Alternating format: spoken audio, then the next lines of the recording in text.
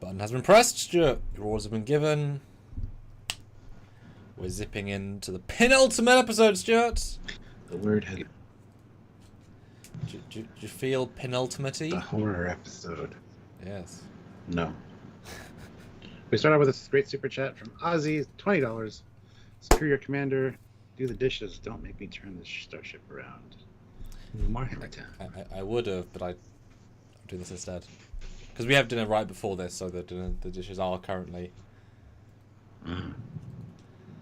Yes, and Chris has a great question because we're 1 week away from maybe no Trek for a while. Chris asks, it's been 11 months since Lower Deck Season 2 began. Do you think we'll get Lower Deck Season 3 next? Or is Prodigy Season 1? Well, it'd be insane. Lower Decks is going to be in September, for sure.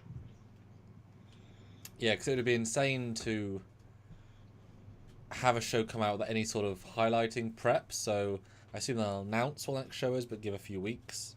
Because the fact is that every week they give every show, there'll be more done without rushing.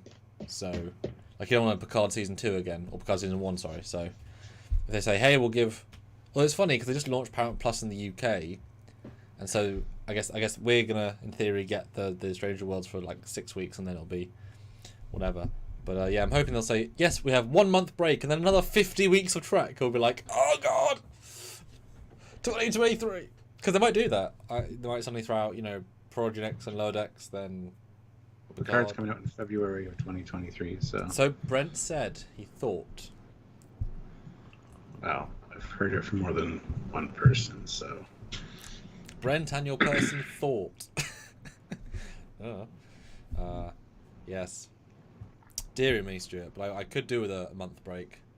Just kind of reset the... We can go back to TNGs, couldn't we? That'd be exciting. Yeah. Get through a lot of TNG in one month. Do some ships, do some tech, do some guest interviews. David Bessagon for Alive. Absolutely. Yeah, we've got a book to look at. With and more. We won't be saying a lot during that one. Who's going to do the talking? He has a couple of things worked out. You think? Yeah. Jesus Christ. Yes. He's been sending me shit all the time, and it's like, holy...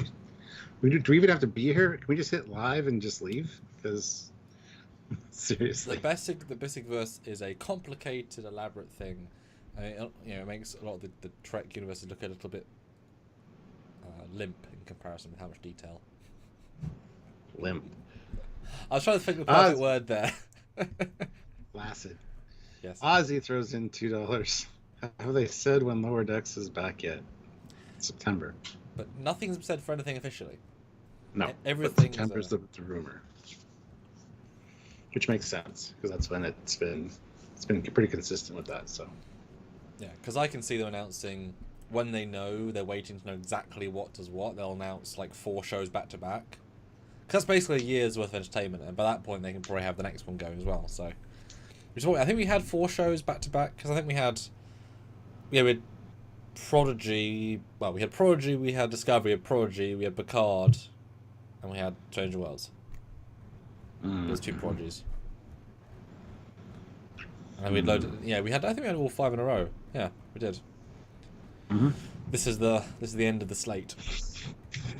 And I think they announced that today they finished filming season 2 of Stranger Worlds. Don't know if that was intentional to finish filming season 2 as season 1, almost last episode, came out. So that's cool.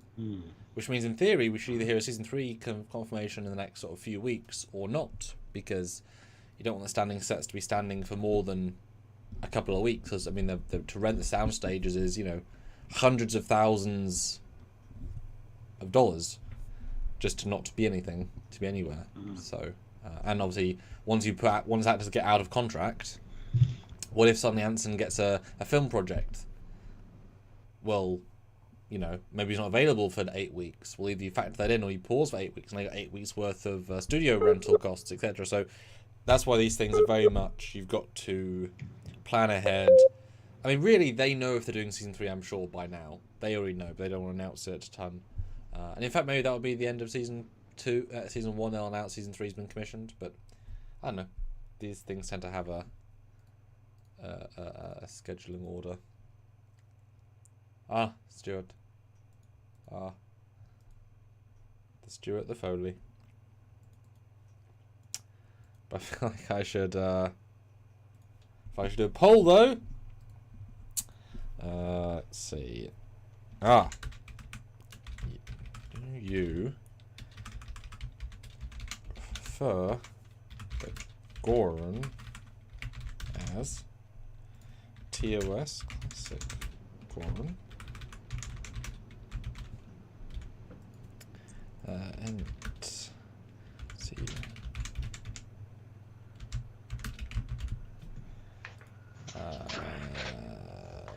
SNW.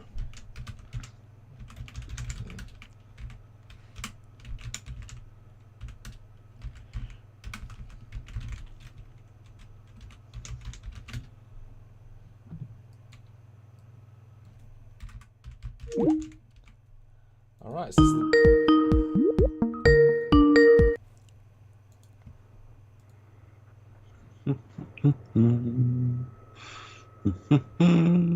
oh, that's nice and clear. So read the poll when you see it, Stuart, 'cause I'm very interested to see what you guys think. Do you prefer the Gorn as TOS Classic Smart Gorn, Enterprise CGI Dinosaur Gorn, or Strange New World Alien Feral Monster Gorn? Because they named it like an evil monster, so I'm using that as a reference. Yeah. And we've got some really great videos coming out over the next 3 days. They've furnished us finally some stuff to talk about, so I'm excited to see what you guys think on that. So I'm going to start sharing now that you're back enough to be able to talk to people. That's what you meant. Yep. 57 people here, 37 likes, guys. Hit that like button. Don't forget to super chats. Much needed and appreciated. And we want to read your comment or question on the air and address it. Notion. So if you're able to, please do. Also, do not forget that you can click the links down below. There's links to our Teespring store, our TeePublic store, our Eagle Moss affiliate link. You can save yourself some money with Trekyards 10 for Eagle Moss ships and get some cool Trekyards swag as well. Lots of great things down there. So check out the links. And if you want to join the channel, by all means, there's a join button there. There was a new option last night available on my first reaction live where people could gift memberships up to 5, I think. And it just randomly selects people in the chat. So if you have that option, if you're a member, look for it and hand out some free memberships for the channel, which they're 1 month memberships, but yeah, it would be kind of nice. So if you're able to do that, please do. Don't forget, you can also help us on Patreon/Trekyards. It's another monthly way to support the channel. And yeah, this should be a good discussion, but make sure you hit that like button, guys. Very important, as you guys know. What you gonna do? What you gonna do? Ryan Linder, so do you have to super chat now for your chat to be read? No, that's never been the case. We always select good comments from the main chat, but we prefer the super chat option because we do read them all on the air. There's a chance yours might be missed if you don't super chat it. So no, that's never been the case. Never been the case, Ryan. Yes. Yeah, very interesting results on the poll. Vote now. We want to get at least 100 things. So yeah, Stuart, here we are. Like I said, penultimate. I thought going in it was going to be a two-parter. So it wasn't, obviously, with a relatively easy resolution. Leaving to a, well, what's going to happen next week? We've lost Uhura, we've lost Hemmer, and we've lost La'an. Maybe finally number 1 and what's her name? The other lady on the bridge. I don't know. She's not important. Mitchell. Yeah. No, the actual one, the actual character. Oh, Ortigas. Yeah, maybe they'll actually get some time next week because 3 other characters are gone. I don't want number 1 to get time. She's already had her time. So. Okay. He's a superhero. What? Don't need a number 1 story, in my opinion. I need to learn about Ortegas. Well, sure, I just mean in general, more screen time for them. I'm Pike, though. Gmon, 78, 5 pounds. Why didn't they just use their secret weapon? They had a Kirk. Should have just got him to punch the Gorn in slow motion. That is true. He's our first Kirk to fight a Gorn. Sorry, Jim. Although technically baby Gorn, so you can, rather than Grandad Gorn. Taylor T, $20. Thank you so much. Great episode. Don't know what to think about the obvious Constitution Sombra class. We have a video coming out about that. Already on the page. Wish we had gotten a new ship. Also, La'an not saying anything about the eggs was an oversight. She saw people used as breeding sacks as a kid. Maybe she didn't put it together until right at the end there, though. I don't think she would have not said anything. Yeah, she seemed to realize things at the speed of plot. Yes. So that's what I think happened, because otherwise she would have said something for sure. So that doesn't bother me. And Han sort of mentions, did this feel like a season finale? Could have been, yeah. The way it ended, for sure. If it had one more Pike scene to finish off, because he's the hero, the theories end with him. Yeah, I would agree. So Stuart, what do you think of Season 1, Episode 9, the penultimate, the Gorn second episode, the Hemmer goodbye episode, the La'an goodbye episode for now, and the Uhura you go girl episode, I guess. Thoughts? It's all right. It's going to be middle of the road as far as episodes for this season go, I think.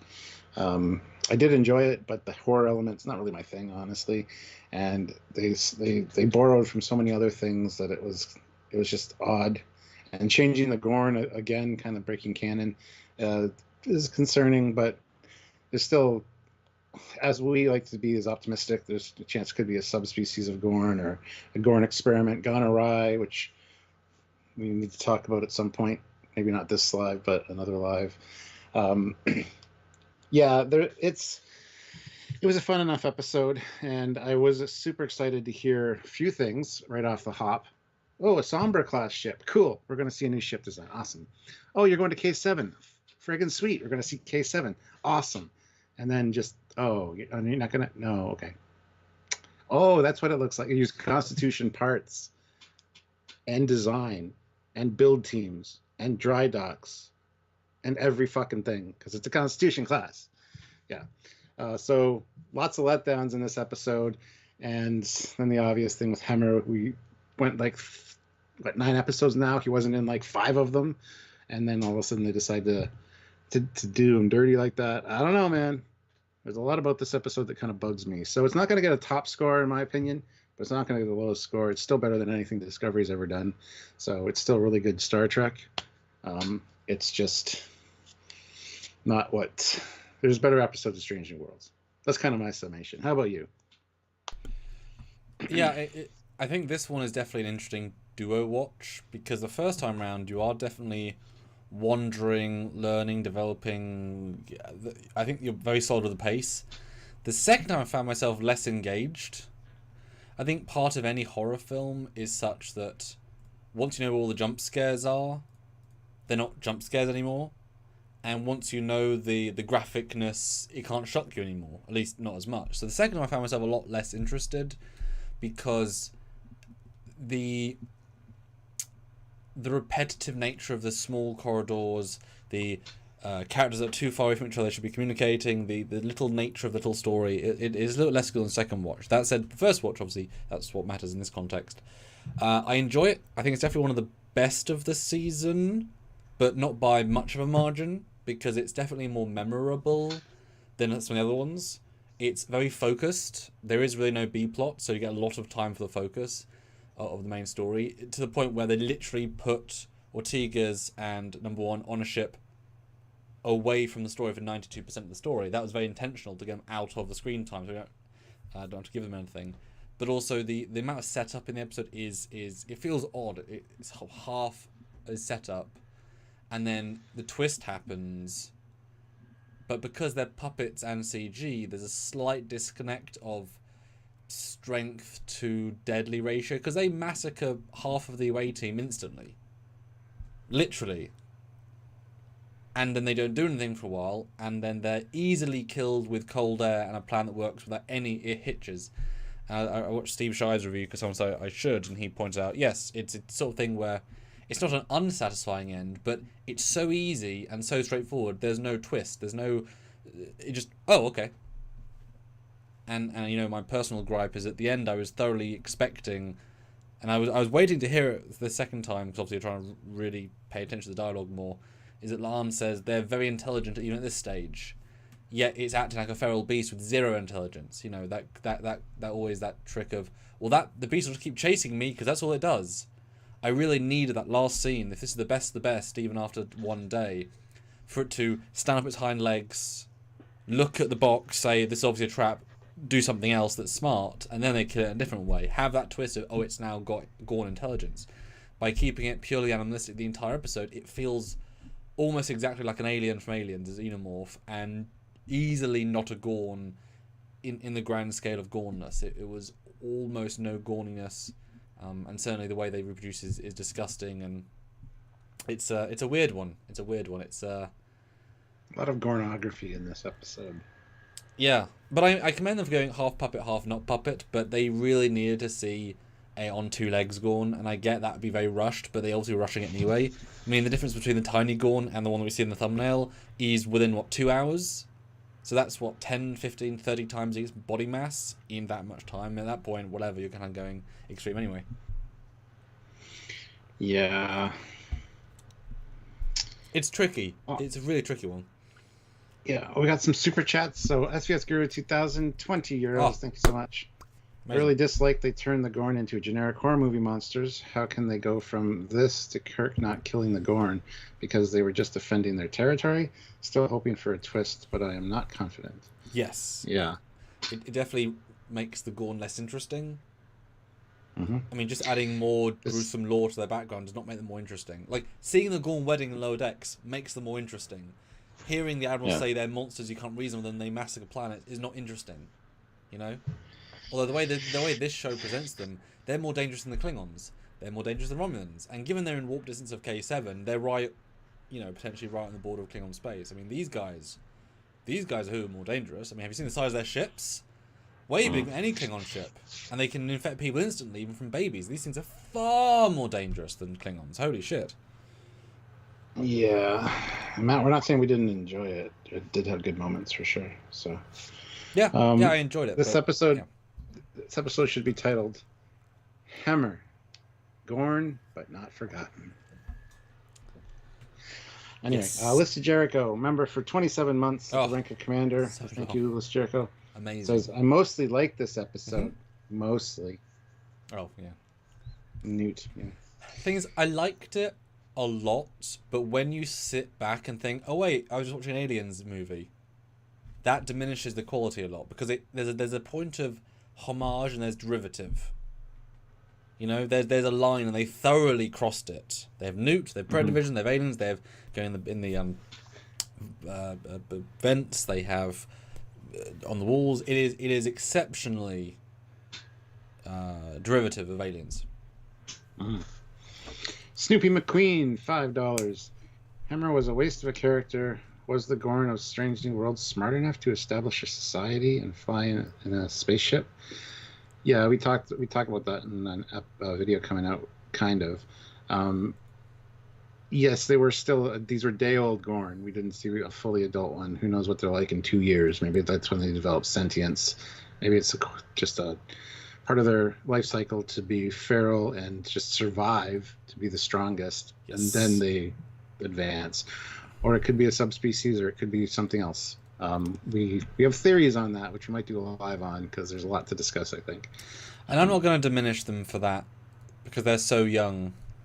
It's okay, the caveats are huge in this one. And Gmon 78, £2. Thanks. Do you think the finale will be a two-parter? No, because there's only one episode left.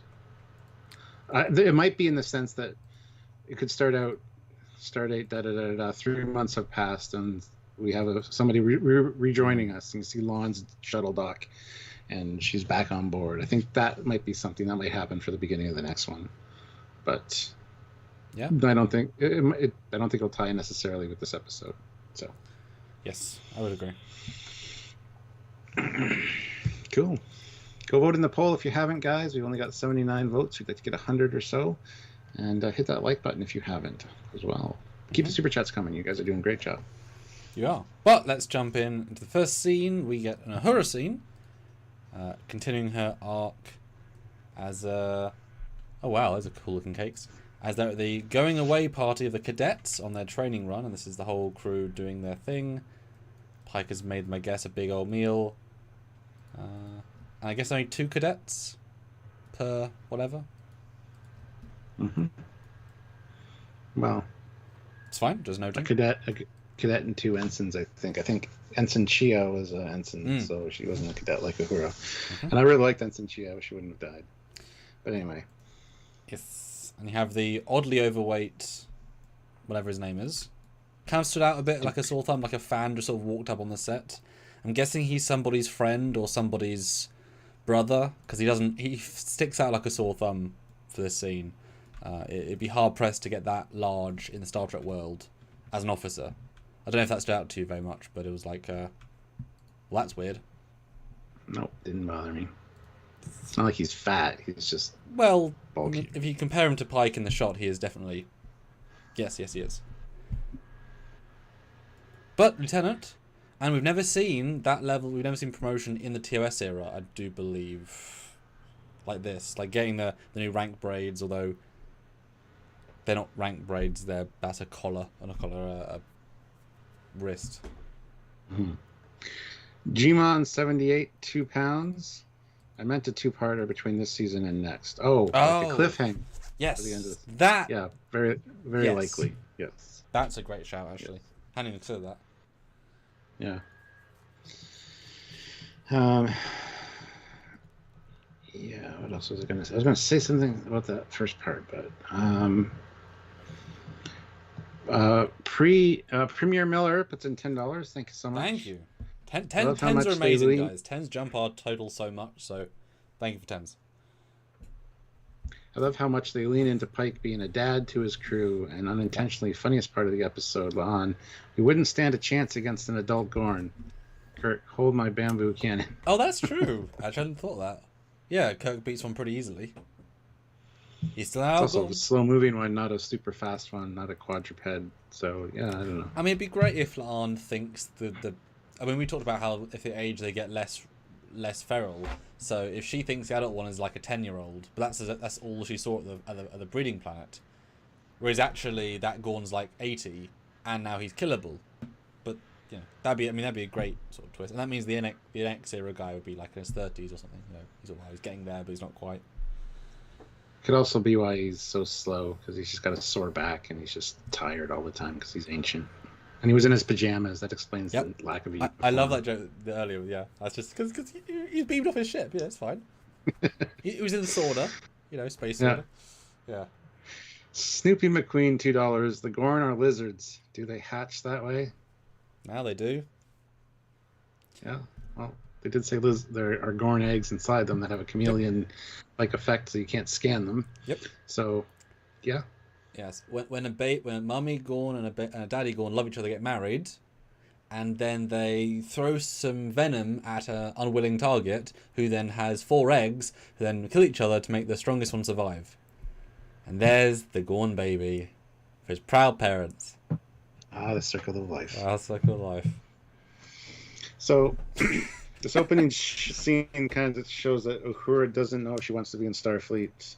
Still. She kind of has a personal log, and still isn't sure. She only came there to escape from the death of her parents, and still not sure that she wants to be what she wants to do.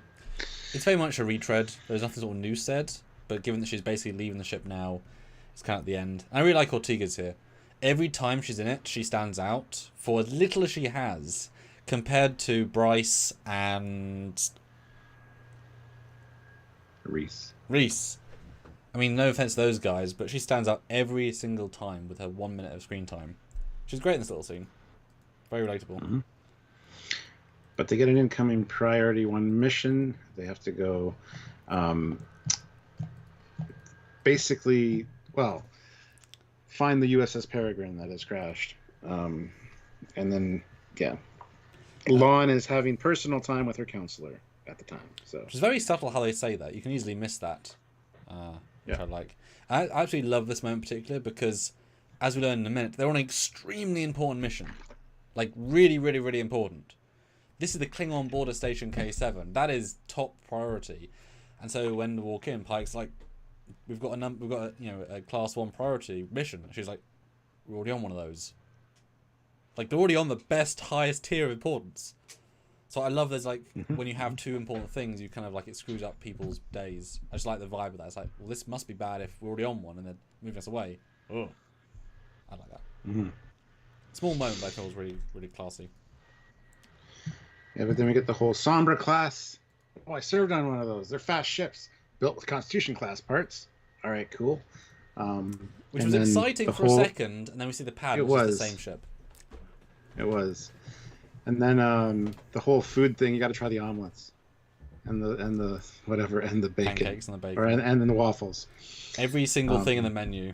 It's really, I mean, it's really sweet. Those are things that it's a good scene by itself for each character, like having Spock put on the apron and talk. Like that was a laugh out loud moment. If it's like, oh, I guess it's my job. Okay, so yes, sir, I'll do the best wash up I can. It's a really sweet scene actually that they wouldn't work unless we knew them all. So this is a well earned little fun scene. Good job then. And they decide to split up the crew, send the Enterprise to do the K7 mission because the power cells are perishable, and then Pike's like, I have an idea. I'll take these guys down for one last mission with senior officers. Haha, what could possibly go wrong? I'll never feel bad about any of this decision making. And then the whole station wagon thing, and don't make me, everybody go now. Don't make me turn this around. And he clicks the tongs. I thought that was hilarious. It's a good scene. It's stupid, but it's nice. And again, he's earned that, I think, that sort of attitude. That very much, the old school references, etc. And the fact that Lana's like, that's a stupid reference. Like, she knows. And I like that. It's a good scene. And again, every time we get a chance to say Pike's a good cook, they point it out with a storm. It's a good scene, actually. Yeah, Isle of Film, 2 pounds. Thank you so much. Thank you. Maybe Mbanga beamed Hemmer into the buffer. That's what I was thinking. That when they're like coming up with ways to slow the hatching process, just put them in the pattern buffer. Like, figure it out, guys. But anyway.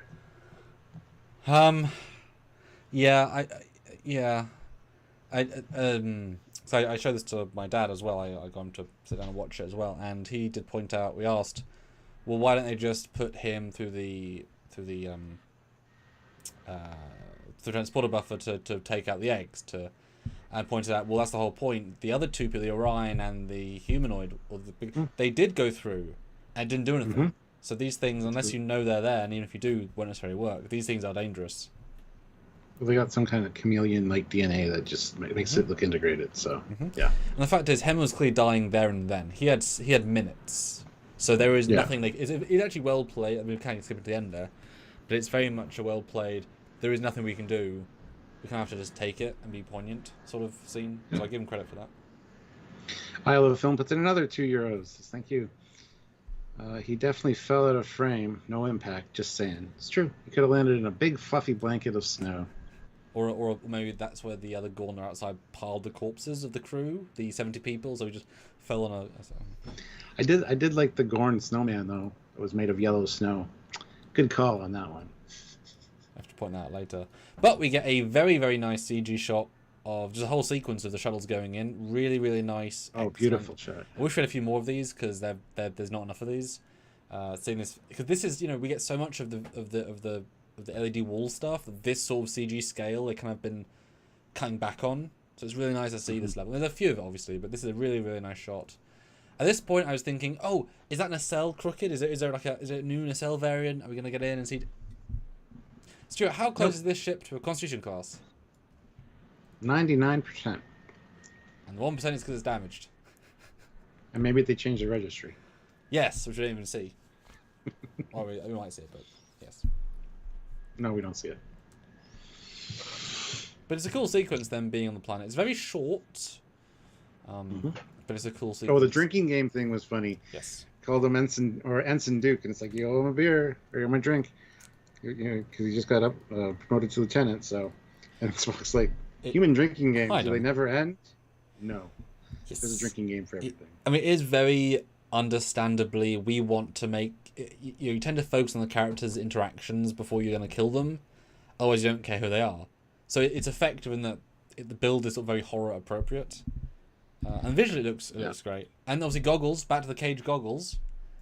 Yay for cage goggles. One thing that Sylvia pointed out is Hemmer says, the wind, it reminds me of Andoria, but he's from Enar. So it was Yep. just no choice of words. So My guess, he was born on Enar but lived on Andoria, because he says it both times. yeah. I mean, I guess they're thinking the audience won't understand. Enar. Everyone's like, what? But yes, it was a bit odd. But I thought it was lovely. For whatever reason, I had no idea he was gonna get killed. When he said, "I'm loving this," I'm like, "Oh, is he gonna be alright?" Just whatever reason, it kind of triggered me. Like they're being too nice to him this week because he's not in them enough. Because I thought he was the secret to this, because he can live outside the ship. He can just be. I thought that would be their secret weapon.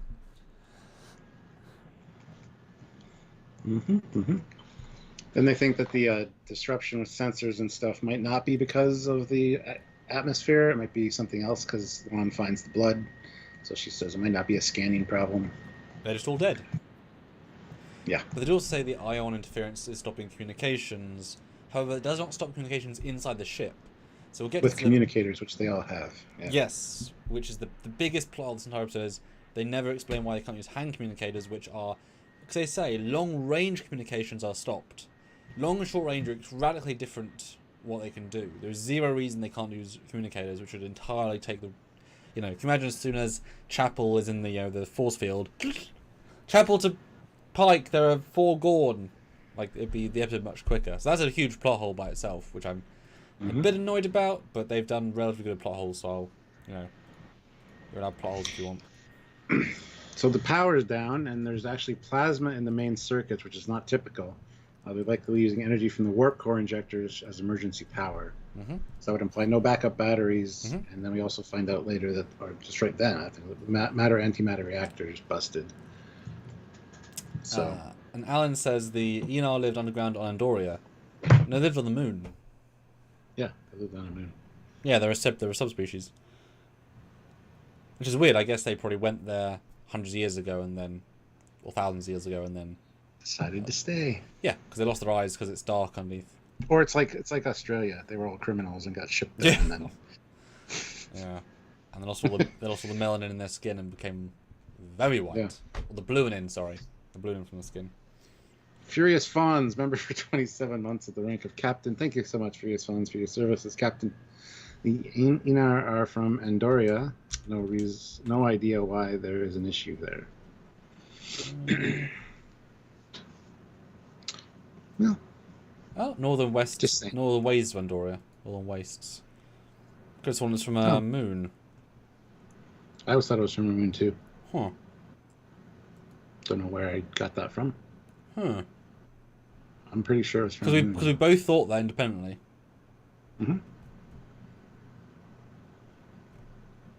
Oh well.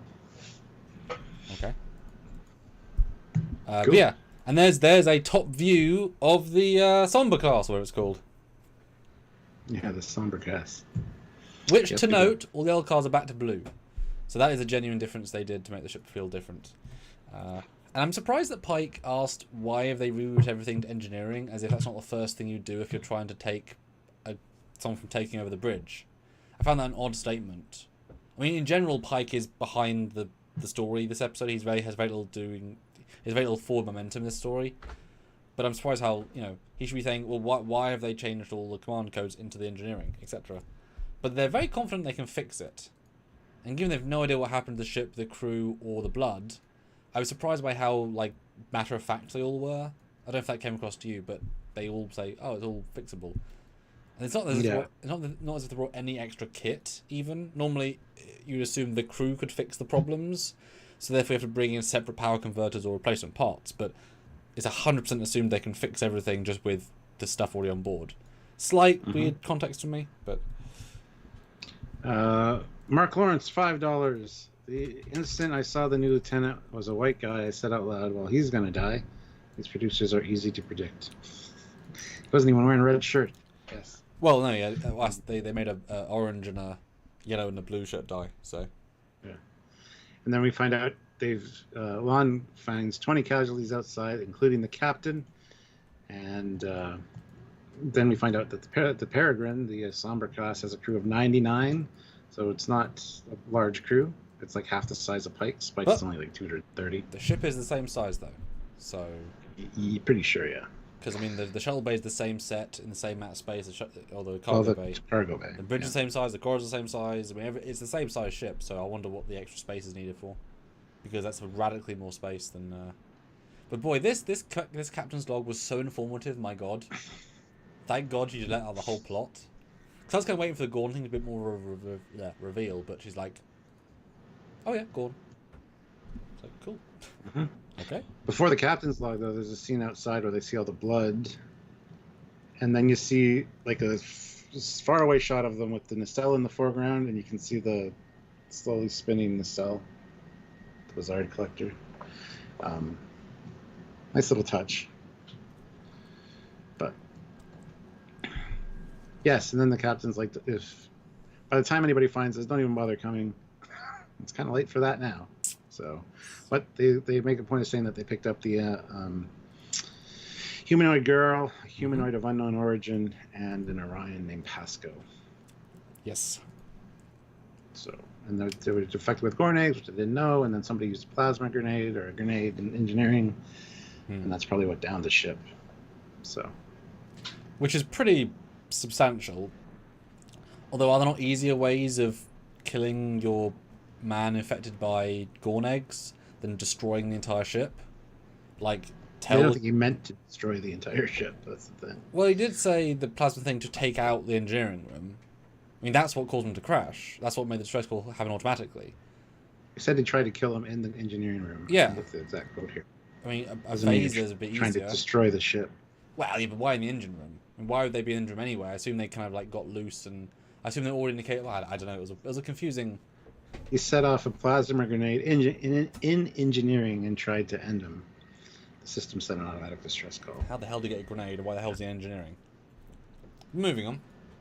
But yes, reveal Gorn, and everyone has their rifles. Oh my god, how happy were you though that these dead bodies were in not Discovery uniform? Oh, I was happy to see that. I didn't even think about Discovery uniforms. Because I was like, if it's a low-end ship, they could be in. I was like, thank goodness they're in the proper, because it means we have still yet kept away from them as a vibe. So it wouldn't be, it'd be totally their canon to do that. But I was like, oh, thank goodness, we're staying away. And we run into that really cool-looking alien. Yep. With his Mando gun. I really like the makeup on this guy, and very, very good, well done alien, I think. So, kudos for that, at least. Yeah, he's 10 out of 10. I mean, and I mean, they put a lot of close-ups on him, so they have to articulate him well. Great design. I'm assuming we're going to see him again, because that's a hefty amount of oomph to do for one appearance. Well, I know I had seen this alien before somewhere. He's somewhere else in Strange New Worlds. I can't remember which episode. It might have been just in the background, but I have seen this alien before. No, fantastic. I was really... I know we've seen him in trailers and clips, etc., so this was a very known alien, but still, great. Well, I'm kind of happy that the scene... Because we'd seen this, again, in the trailer, being like, talk to him! That's not how linguistics work. I'm glad that wasn't the entire sequence. I was waiting for it to be more extended and dull, but it was right to the point. Although, given that the end of the episode points out that her is meant for communications, her communications here is very, very I was expecting a sort of genius moment here, but she really isn't Miss Linguistics this week, so there's not really anything to say that's where she's going. Bit weird, bit of lost missed opportunity, but it's okay. Matt Deckard, $5. Only difference between this and Constitution class, saucer can't separate in an emergency, obviously. Sure. And it can land, because this ship, they say, we're going to land it. So, yeah. But I'm going to end the poll, though, because we have some interesting results. I asked the audience, do you prefer the Gorn as? Slight victory, and this did change throughout. 40% say yes, the TOS Gorn for sure. 39% say the feral evil Gorn, and 21% say the CGI Gorn. Interesting. Nice. Guys, hit that like button. We have 122 people here with 73 likes. Let's get those likes up to 100. Hit like if you haven't hit like yet. Feel free to chime in with a super chat. We do read all of them on the air, so you can have your voice heard, your comment read, or your question answered, and we do discuss them all. So please consider doing that as well to support the channel, or just hang out in the regular chat and have a good conversation with all the cool people we have here, because we have a good community. So, and don't forget, maybe click that join button and join the channel. Last night on my live first reaction, Samuel, there was all of a sudden it's like so-and-so has gifted a membership. There was an option for existing members to gift memberships, and like 5 people, and random of 5 people from the chat, memberships left and right. And it's like for 1 month free membership. Oh, yeah. It's Cool. something YouTube is trying out. So I don't know if anybody can see that now that's a member. But if you have the option to gift memberships, go for it. I'll welcome everybody that gets gifted one. Yeah, they're doing anything they can to make more money. Speaking of, should I try press this insert ad button, Stuart, see what it does? Sure. I saw that the other day. Okay, let's see. We're going to try a new feature. It's called insert ad. Ad inserted. I think that just adds it. Yay, and we're back from the ad now if you're watching this after the fact. I think it just adds it in as you're going. Okay. Yeah. I thought it was going to actually throw like a Dollar Shave Club ad just like in, just like a video. Now we need some musical stings to like. What do you think of this scene, breaks. Samuel? Dun, dun, dun, dun, and then insert ad so that people watching it later. Yeah, that'd be hilarious. Have like every 12 minutes have an ad break. That'd be great. No, we're not going to do that. No, I don't think. But anyway, they communicate with it. They're not fighting. They're protecting. Great, good stuff. They go in. They find Newt. Well, nothing happened, Lissa Jericho, because it's live. But on the playback, this live, there'll be an ad there. So. Deborah said he saw Devo says I just saw the ad. Really? What? I don't know how YouTube works. They just add shit all the time. So we're just like playing catch up. They don't even tell creators what's going on. So. Okay, so I'm gonna press it. I'm gonna press it again, but have the live up on another monitor. Just interested to see. So I think it just has pre-recorded. Okay, and added 3, 2. I don't think. But yeah, Newt appears, Stuart. Newt appears. Oh yes, we get the Newt analog. Yes. Which is a little on the nose. Then we get the whole Spock and Chapel scene where he's requesting a dermal regenerator or a dermal synthesizer for a burn wound for Duke because he asked Spock to go get it. Doesn't make sense logically. Chapel's like, he just got a promotion. He's trying to be tough. Nice little Spock and Chapel scene. I thought it was legitimately very funny. The idea of this guy is such an idiot. Like a gentle idiot, but like, you idiot. No, I thought that was fun. Eric Skelton, $5. Thank you. I was surprised that some fans were so critical of the baby xenomorph Gorns, considering we know next to nothing about Gorn biology and culture. Yes and no. Yeah. Yes, but it just feels so radically different, and to change the canon so radically it needs to be sort of better executed. They even say in a behind the scenes they're actively breaking canon on purpose on this one because they want to do something cool. So you know, it's not so much that we're annoyed by the new stuff. It's we're annoyed by that doesn't fit at all. Yeah. Then we get another. What did you call it? Team. No. Hamura. Team Hamura scene. Where they're talking about, I'm going to miss you, and he's like, don't worry, it's Starfleet, you tend to come around again, you'll see me again. He's like, I don't think so. And then he talks about making friends and how it's difficult for her to lay down roots because then she can get hurt, but if you don't get close to anybody, then you can't experience the love, which equals out the hurt, because people that you love or you hold dearest are the ones that hurt you the most. Good conversation between the two of them.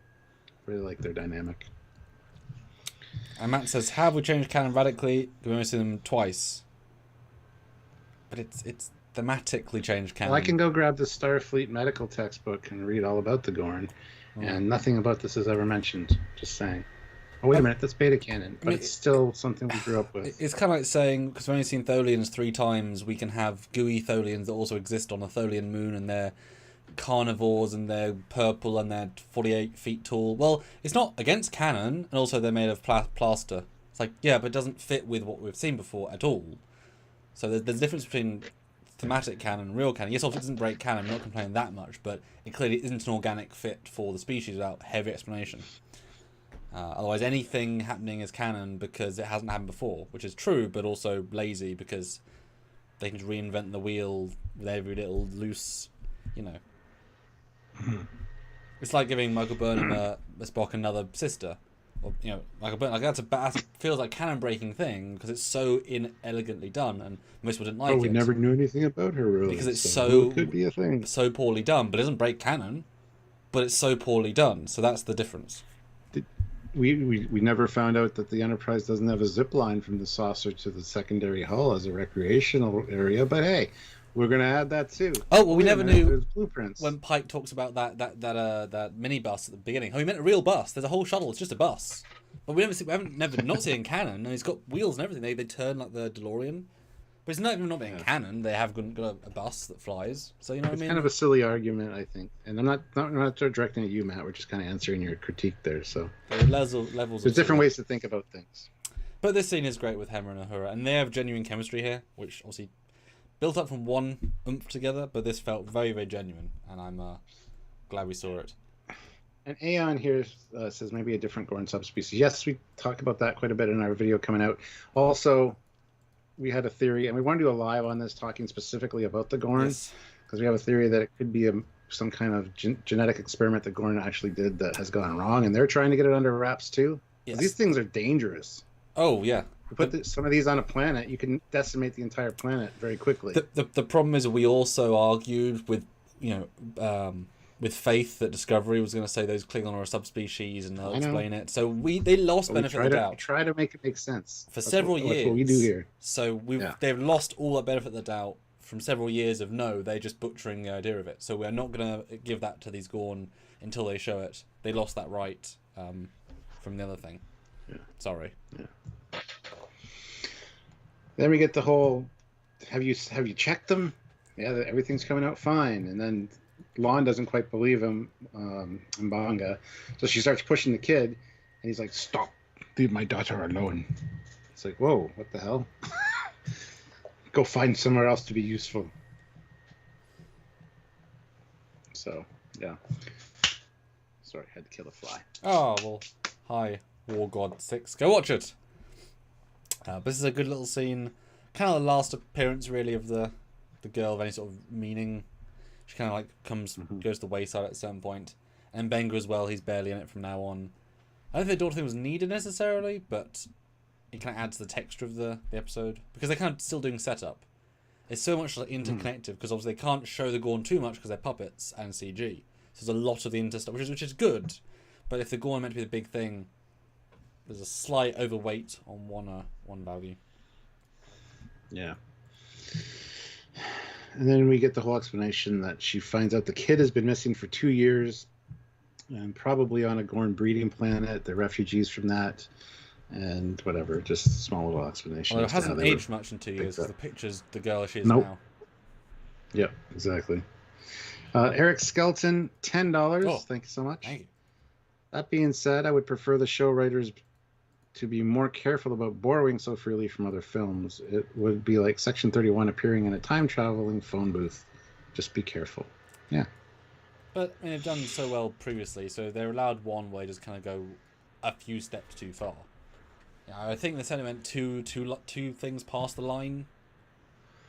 But, they allowed that once or twice, I suppose. I don't know what Spock and the guys talk about. Mbanga gives Lon a little talk about this girl's been through a lot. You've kind of been through the same thing, so you need to kind of help her and be her rock.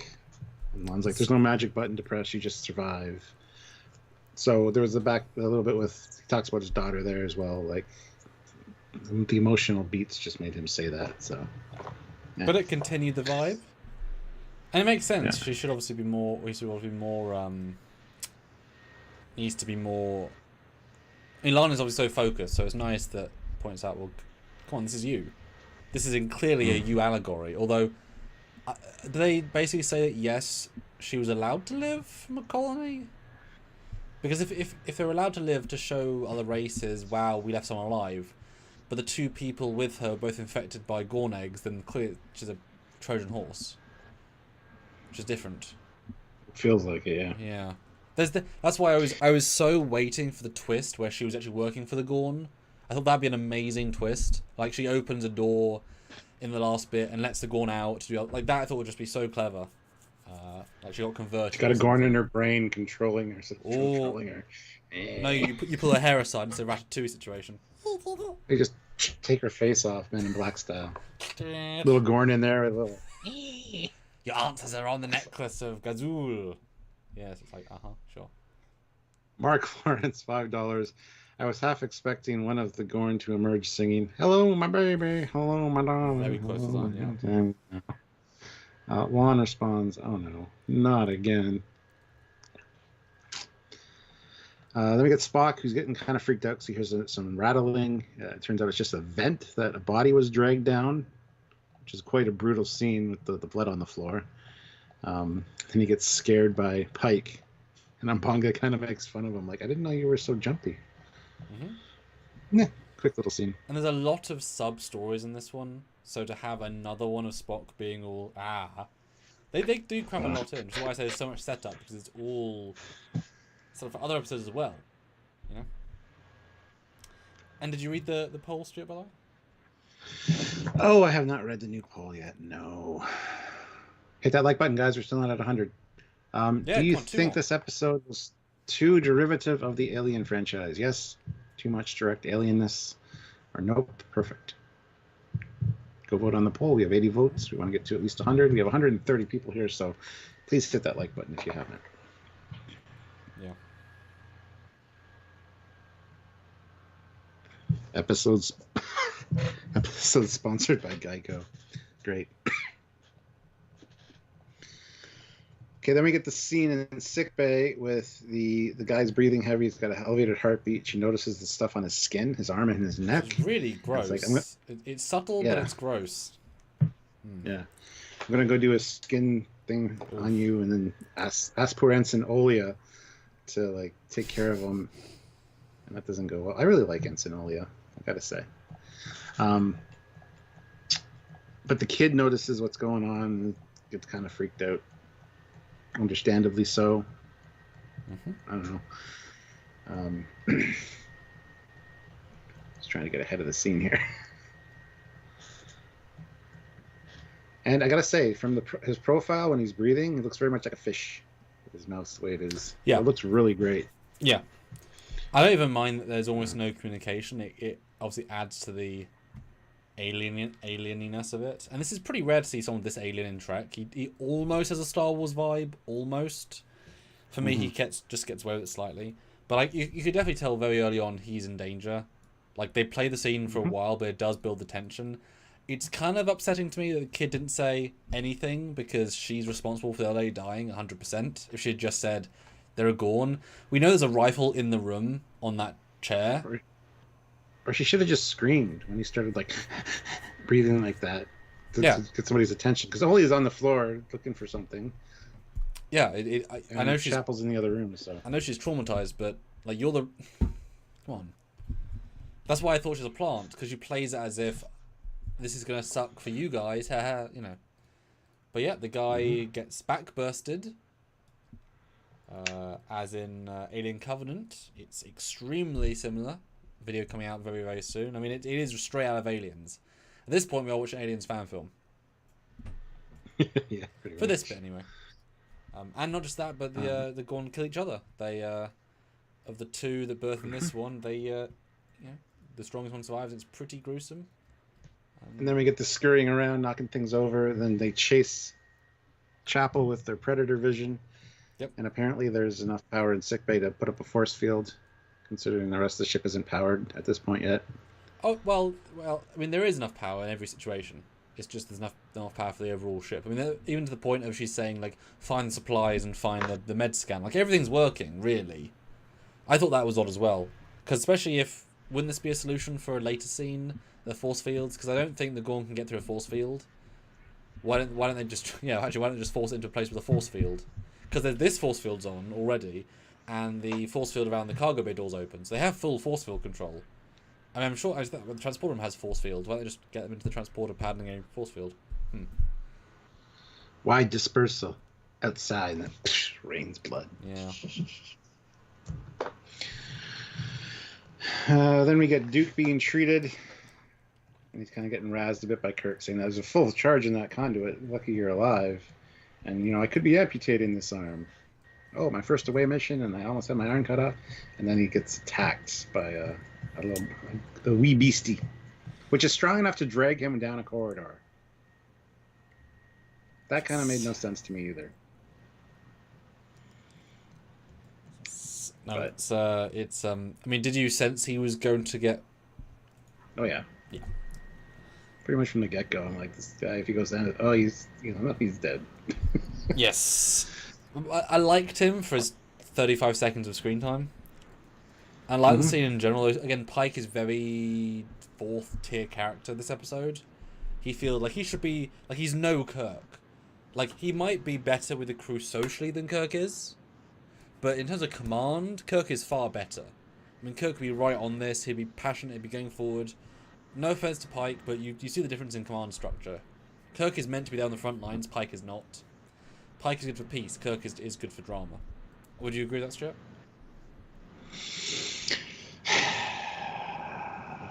Yes, to a degree. I don't think saying Pike shouldn't be on the front lines isn't fair. Well, in the fighting He stuff. just needs to be going in knowing that's what he's doing. Then he'd be quite efficient. But I think he was kind of caught off guard somewhat on this whole mission, especially with the crew he has. He does early on when they point out everything that needs to be done and say, "Well, it looks like I brought the right people," kind of building their self-esteem a bit as like last mission with the captain. But I feel like Kirk could swap instantly to do the job. Same with Cisco and Janeway. They'd all like run into like he just doesn't. Kirk would still get people killed though. That's not his fault. They're Gorn killing them. Die around him. And yes, it is silly that a baby Gorn the size of this can pull a 6'2", a 6 foot overweight man across a corridor. It's a bit of a silly scene, and it would work better if they'd already grown or if there'd already been a Gorn left. Well, but old Atari game makes a good point. In life, each of a gecko's 4 feet has a clean strength of up to 20 times its animal's body weight. Okay, I have a gecko upstairs. It does stick to the glass pretty well. I still don't think it could drag me with that grip power. It still needs muscle strength, right? Anyway. And yeah, I mean possibly, but then that makes it any baby Gorn is again more dangerous than most creatures. Well, she says that like yeah, we got to kill it now because we'll never be able to defeat an adult Gorn. All of us will never whatever. But you're adding so much killerness to them. Again, Klingons are nothing. If one baby Gorn, which make 4 from one thing, can rip apart anybody effortlessly, it's a thing, you know. The STEM support $5. Good. Since both my comments were stolen, Spaceballs reference and Kurt Canon, I'll just super chat and say thanks for the shout out last week. Didn't see your other comments. Sorry about that, STEM support, but no problem. Anytime. That's what I mean. Super chats we do see and do read. The rest of the chat, you guys are always having such good conversations. We try to pick some good ones, but we're also talking, and it's hard to read everything. And it's a whole thing. That's why the super chats are important. So sorry you had to super chat that in, and sorry your stuff got stolen by other people. But also thanks. You're amazing. Yeah, but thank you. Yeah. And Matt Decker says, no, Cockings thinks Pike isn't captain material. No, just not every captain can do every mission. You know, I mean, you put Ransom in the Delta Quadrant, he kills a species for 6 months. He's clearly the wrong captain for that job. And Frank says you can't base that off just one episode or two. No, I'm basing off the entire season. That's what I'm basing off. The one season we have with them. So, the whole thing. But then the force field in sickbay goes down, and Chapel mutters under her breath. At least the subtitle said mutters, but I swear to God she said the F word. And then she goes, and they really over dramatize the empty bed, like it's really like drawn out, like, oh look, this bed has no person on it, we're gonna hold on it still.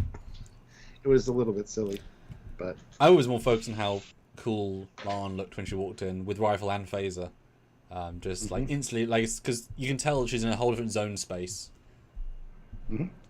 I really like Lon in this episode. She really kind of won me over in this episode. So my opinion of Lon is really upped because of this one. So. And it's interesting because this shows that this actress can play both the beautiful, shiny princess, cute, adorable, and the I'm going to murder you and everyone you know. Those are radically different vibes. I have a particular set of skills. Like she nails both. That's a hell of a thing. So good job for her. Really done well. And I was kind of surprised for a second she gives Chapel the rifle, given that Lon is much more skilled with the rifle, and she pulls out the second rifle. Like, oh, okay, you've got lots of... This time, lots of rifles. This time. Well, I'm glad they did that, though. They used Ensign Olia's rifle. They picked it up. I hate when they always leave weapons lying around. Sling it over your shoulder. You're going to run out of fucking ammo at some point. Oh, we said that we said that in Picard. They left all of the guys' guns. Yes. Yeah. Yeah. It always bothers me, so I'm glad this was actually a scene here. But here she goes through the whole thing of saying, looks like 4 burst out, you know, 1's dead here, that means there's 3 left. We got to get these guys. They'll fight for dominance. So we get all that here. And she also tells Chapel to scan for them. Chapel just stands there frozen, so she grabs the pad and says, oh, they found a way to hide themselves from our sensors. Which she plays very much as a brand new invention. And given that she's always been the expert to the nth degree, that plays very odd as a moment. I can buy she doesn't know it's a thing, but she knows everything else so flawlessly, so I'm confused what to think on this. Are they new Gorn that are able to not be detected, which would be cool? Can every Gorn not be detected? Surely, as soon as we start fighting Gorn, we can detect them, because that's just how you do things. You develop things as you go, and certainly we can detect them in TOS, etc. So it was a very interesting moment, and obviously these are the villains of Stranger World, so I'm thoroughly excited to see where they go. Yeah. Then they find the little girl in the coldest place on the ship, and Lon's like, "This is exactly where I would hide. Good job."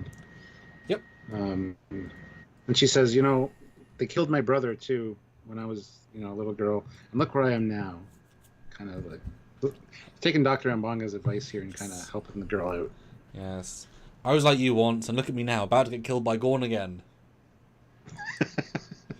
That could be you one day, girl. But the STEM support says, lol, sorry, the STEM is my business. This is Rick Gold. You talked about my cousin as Rukia last week. Oh, yes, Rick. I told everybody about your cousin last week. Yes, thank you, That's awesome. Rick. Yeah, we said, does he want to come on the show? Because you did a really good job. He messaged me earlier today, too, saying that he was going to tune in for this. So thank you for watching. See if she wants to be on the show. Love to talk to her. Small appearance, but, you know, she was cool. Yeah. All right, so then back in engineering, we got Team Uhura powering things up. Very easily, can I just say. Yeah, well, they've been working for a while, I guess. Have they? But, we have no sense of time in this episode, so... Hemmer is like, I can smell human blood. What's going on? And then the power comes back on in the next scene. Well, it's worth saying... Anything to say about that scene? It's worth saying the power comes on, but none of the lights come on. Despite having full power available, the systems aren't... The lights aren't part of that. The door opens, and that's what clues in Pike. Yes. The door opens in the room. I think there's a few more lights than there were a minute ago, but yeah, it's yeah, it's a bit of a I understand if you put lights on, it'd ruin the entire motif, but like, you need to turn the lights on. That would really help you not be killed by this creature if you just could turn the lights on. But then I guess middle teen Gorn appears. So this is the same day. A couple of hours, they can go from baby xenomorph to dog xenomorph with a lot of teeth. Like I said, it looks like a Jurassic Park casting couch reject. You did say that. Just looks like a feral dog. You know, if it wasn't green, you wouldn't call it a Gorn. There's nothing there to really pull from. But yeah, this had to happen because he spits on Hemmer. That's true. Which was aimed for Uhura, and Hemmer stepped in the way. Got to point that out as well. Yep. Yeah. So. What a lad. And I just yeah. Then Lon and them come in and fire at it, and Lon's like, argh! All angry. But for some reason, she doesn't tell them that the eggs are given to people through the... Because she knows that later. I'll devil advocate this and say she might not have known 100%, because she was a kid when all this was happening. Yes. So she might have seen it happen and didn't put it together until Hemmer started acting weird. And then it's like, oh shit, that's how they reproduce. Kind of that realization comes to her at that moment. So I will defend her for that and play devil's advocate, because I don't think she would be like, I'm not going to tell him that he's going to die. Haha, prick. Like, I never liked him. Yeah, I agree that she didn't know, but the way she says at the end, she sounds so confident. Even if she thought 5% that could be how they reproduce, you would tell Captain. You hate the Gorn so much. She must have no idea for him not to even mention it at all. Because Hemmer, something, because they didn't know it was in the alien. Mbenga was wrong, so Mbenga would, if she even thought that might be how they reproduce, he would be able to detect them. He'd work out a way, or not have him in the situation. So again, there's a disconnect there. She either does know everything or doesn't know everything, and it's not quite played well. It's both. Power of plot. Well, that's the next scene, because they got the medical files now from the ship, which has all the information about its genetic chameleon. That's why it wasn't picked up on bioscans. And Pike's like, well, how can we track it? And then so we also find out that it took the Orion, it took weeks to appear or burst out of the Orion. Yep. And humans days. Mm-hmm. So it's got different lengths of whatever for each species. And then they talk about the ducks in the mouth that expel venom, and then leads into Hemmer coming in. And do you want to just read out the Sci-Fi and Fantasy Cast's comment? Everyone, please support the Tommy Enterprise. Yes, I did a whole video on is that worth it or not. I would say check that out. I don't think they're going to hit their goal, but yes, please go support it if you can. Matt Deckard said, Gorn don't need weapons or ships. Well, I don't need weapons. Mm-hmm. And it's weird to have this episode so close by the Orville episode with a very, very similar menace, who are able to replicate by spitting on people, and in very no amount of time. It was odd to have such parallels, so mildly accidental, but yeah, very, very close. And Matt goes on to say, just drop a Gorn on Earth and the planet is fucked. Yeah, that's what goes back to what we said. It could be a genetic experiment gone wrong, and the Gorn are trying to stop it as well. Yep. But everybody thinks that this is what all Gorn are like, and that's not the case. You know what I mean? So, because literally, yes, one Gorn in an inhabited area, and it's just wiped out within like 2-3 weeks. I mean, honestly, just everything would be dead. Honestly, if they did become more intelligent, these are more dangerous than aliens, because they could replicate as quick, if not quicker, more aliens per one body. Yes, and exactly. if they become intelligent, they can then breed smarter, and all you have to do is have one or two hold back to repopulate after the front line get killed.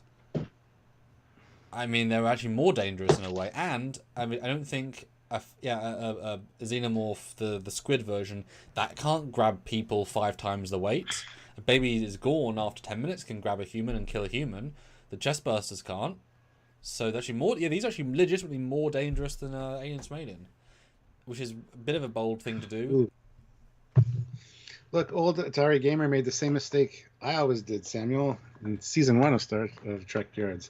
He says, outside of Trekworks, I wouldn't have known about the Tommy Prize. I meant Trekyards. Ugh. Remember? Because I was watching Trekworks all the time on YouTube at the time, and it's kind of become an inside joke with us. This is Trekworks. I kept saying that instead of Trekyards because we just started.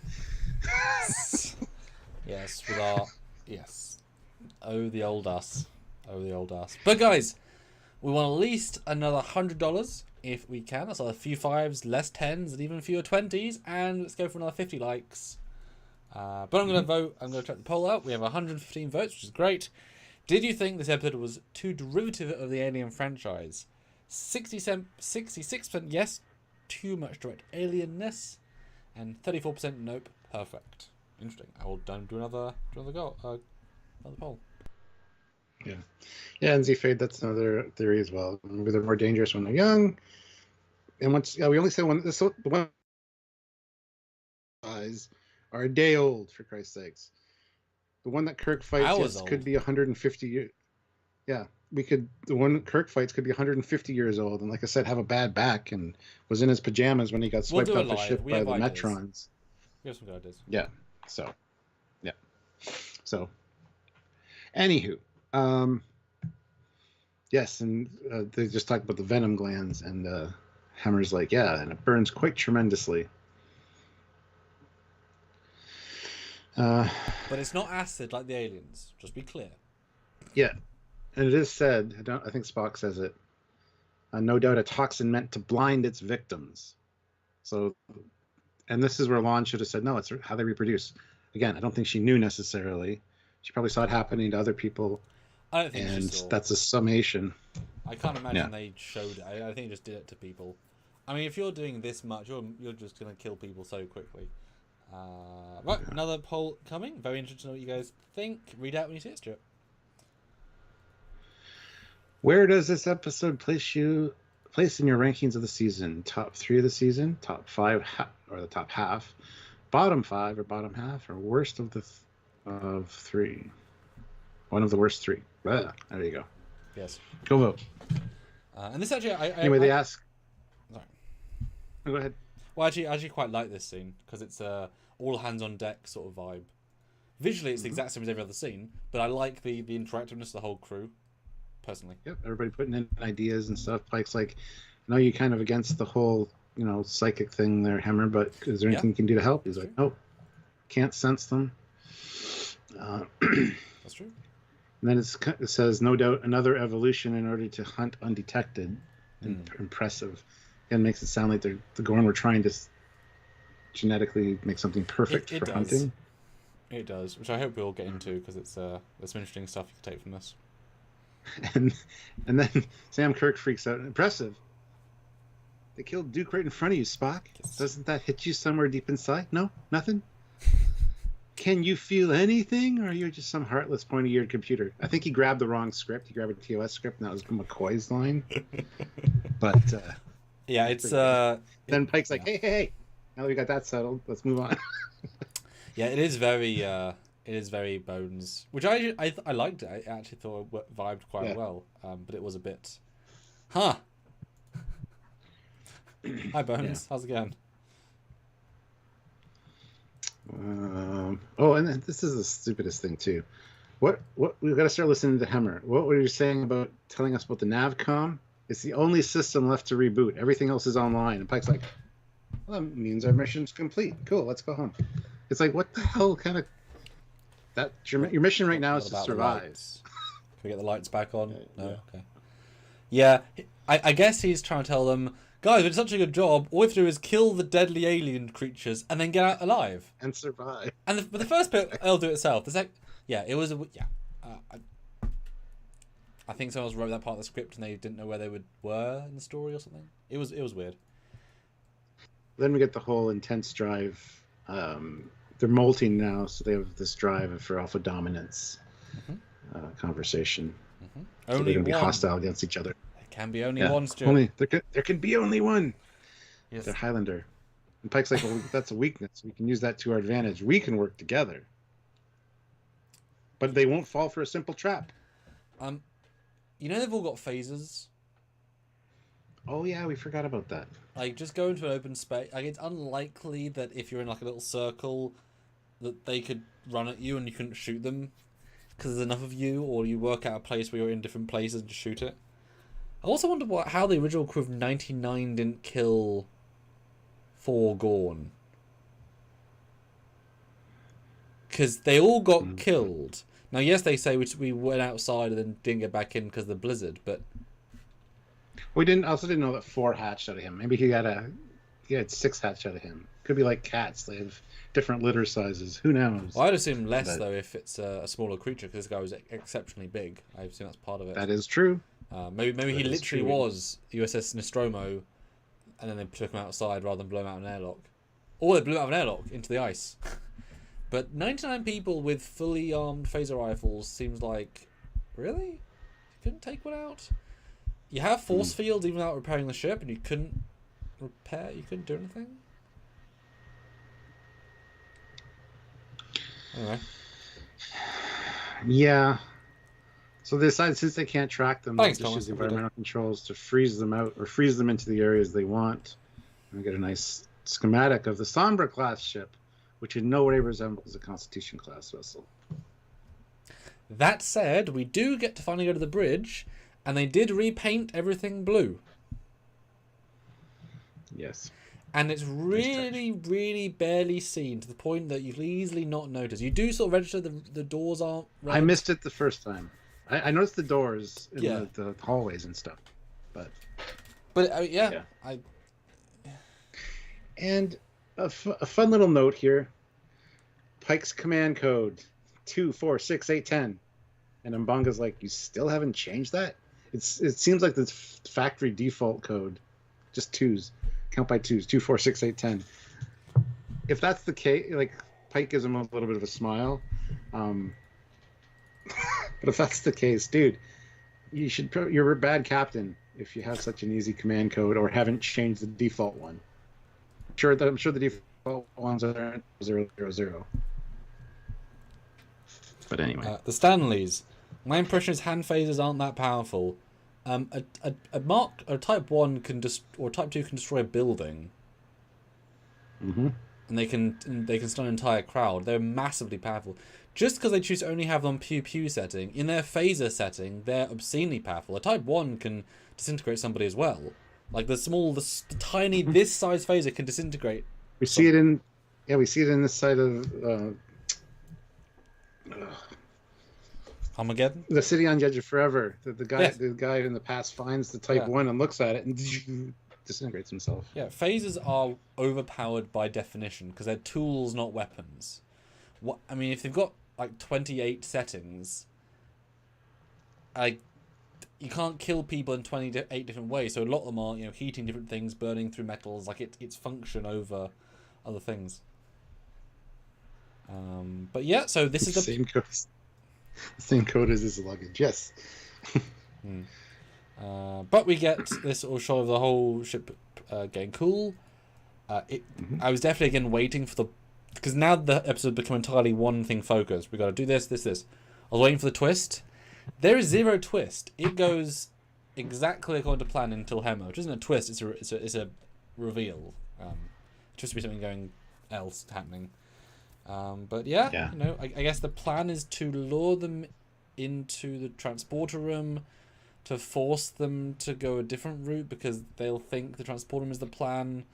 They're smart enough to realize they're trying to get them face to face because there's only two left at this point. Right, I didn't get. They want them to fight it out, and that's what they do here. Right. Well, there's three left, I think, because Uhura draws one into the transporter room, which then she hides behind the door. Then you see Spock shooting at the one, and it's like, no, get angry, Spock, go after it. And he starts blasting down the vent where it went, and the other one comes running at him. In which case, then Sam Kirk grabs him and pulls him away and closes the door. So I don't know. It's kind of unclear as to what happens, but they fight to the end. There's only one left. Yeah, the editing isn't very clear here, especially all the corals look the same and the same lighting. Rewatching it, wasn't quite clear what they did. Yeah. Because it feels like it's all Tell me that Spock doesn't look like he's firing the Mandalorian rifle there, though. Yes. No, 100%. And then now they've got two in a place that they're fighting. They're attacking each other. Great. Boom, boom. And the next plan then is to just run them into the cargo bay. We missed the Spock letting the rage out of his mind into his heart. And which is important later.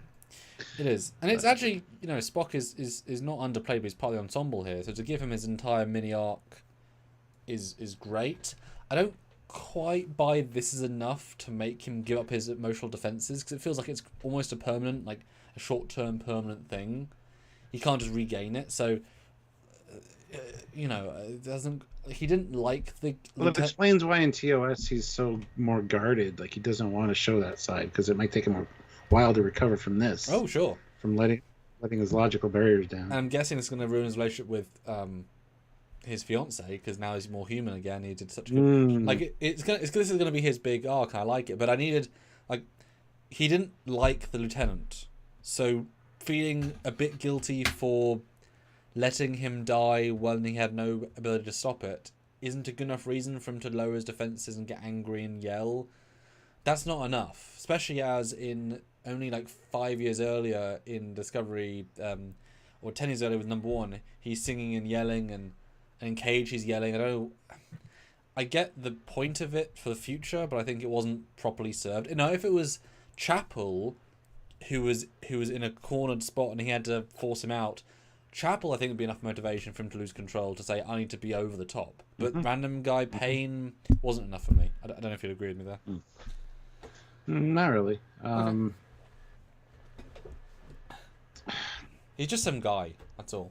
Yeah, we don't know if he was trained under Spock for like 2 months though, or whatever. Spock was in charge of him or something. We never got that. So well, he was an ensign in engineering or command, so he wouldn't have trained with Spock anyway, because he's not science. He wasn't a cadet, so he wasn't doing multiple things. Jared Ferguson, $2. Maybe this Gorn ate a Klingon augment. Come on. Yes. Then Lon draws out the last one. She whips her phaser and says, look, I'm unarmed. Because they can't back down from a challenge at this point. Fight me, come on. Because it understands English, obviously. And then she roars at it. It's also very, very smart and therefore knows that it's not running into a trap. And why not just have 2 people, like, behind doors who can then go behind it and start shooting the corridor? It's a dumb plan, dumbly played. It's extremely generic horror film-ness. And look at this creature. You can't tell me it looks anything like a Gorn. It just looks like a very generic animal creature. It's like a Targ. Creature. It's like a Klingon Targ. More a Targ, yeah. I mean, that is 0% Gorn. You wouldn't... I said this on an editor review. If you're that show where they say, we asked 100 people and the survey said, like 2 might say Gorn. And that's a problem. Because I know they're baby, but you need to... I mean, this shot's a little bit better, but... yeah, 4 legs really messes around with the vibe. Yeah. Seems more like a Gorn pet than a Gorn. Yeah, yeah. Like in the Predators, they have the Predator dogs. Yeah, the Predator dogs, yeah. Yeah. So then the plan, they run into the cargo bay. Lon gets into a little cargo module thing. Which is clearly designed to withstand environmental, otherwise it should be dead, so... Yeah. And Hemmer as well. It. Yeah, and they blast it with cold, freezing air. And that's it. And then we see this is what I was talking about, the frozen... Instead of she, like, smashes it, and it's inside is yellow, so it's made of yellow snow. It's just kind of the joke. I see. Yes, yellow blood snow. And also we missed a brief thing where Hemmer says, I'm not going to hurt it, but I'm a pacifist, but I'll protect my crew. But it's like, mate, you freeze it to death. I think you do hurt it. But I think at this point he probably knows he's also dying, so he's like, F it. My pacifism isn't worth this lady's life. I do like the bashing it scene because it feels very cathartic for her, Like, yeah, and E.R. Mixon's craziest theories. Yes, we talk about that in an upcoming video about the Gorn, so watch that. He says, "How do human babies resemble grown adults?" I mean, more so than a Gorn baby. Yes. Life stages. More than a Gorn baby. Yeah.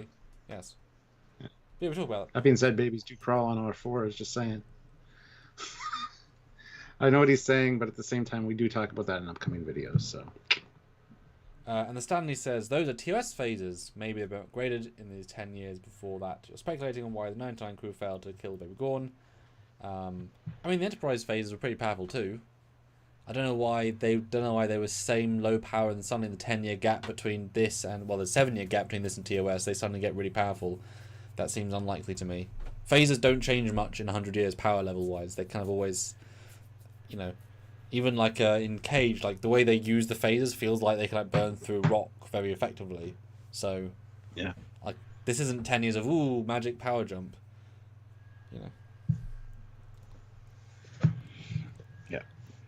Yeah, her smashing it was good. It was cathartic for her, for sure. And I really hope that was a practical object, not just smashing a CG thing. Because it could have been either. I don't know if it'd be worth spending the money on that sort of sculpture, but it was yes, dramatic. And everybody's happy, like, yay! Although Pike again is very doesn't do anything, Like, if he was Kirk, he would say, "Great, let's get out of this place," and he's just like, it's so passive, this episode, because there's nothing for him to do, obviously, so he can't be in the scenes. Like I said, Kirk would be much more involved in doing. And why can't they open the door to the thing? Hemmer sealed it. Pike tries to open it from the bridge, and it's sealed because Hemmer sealed it. Because Captain, open the door. I can't. It says door sealed, override blocked. Okay. And then Hemmer says, "I do not want anyone to try to stop me." Okay. But also, I just found this. Deck 19 is the cargo bay, so it's definitely no smaller than a con if it's got 19 decks. Because 19 decks. Well, the Constitution class had like 21 decks. So, yes. Yeah. So it's there we go, confirmed. But yes, Hemmer comes out. He ain't doing good, Stuart.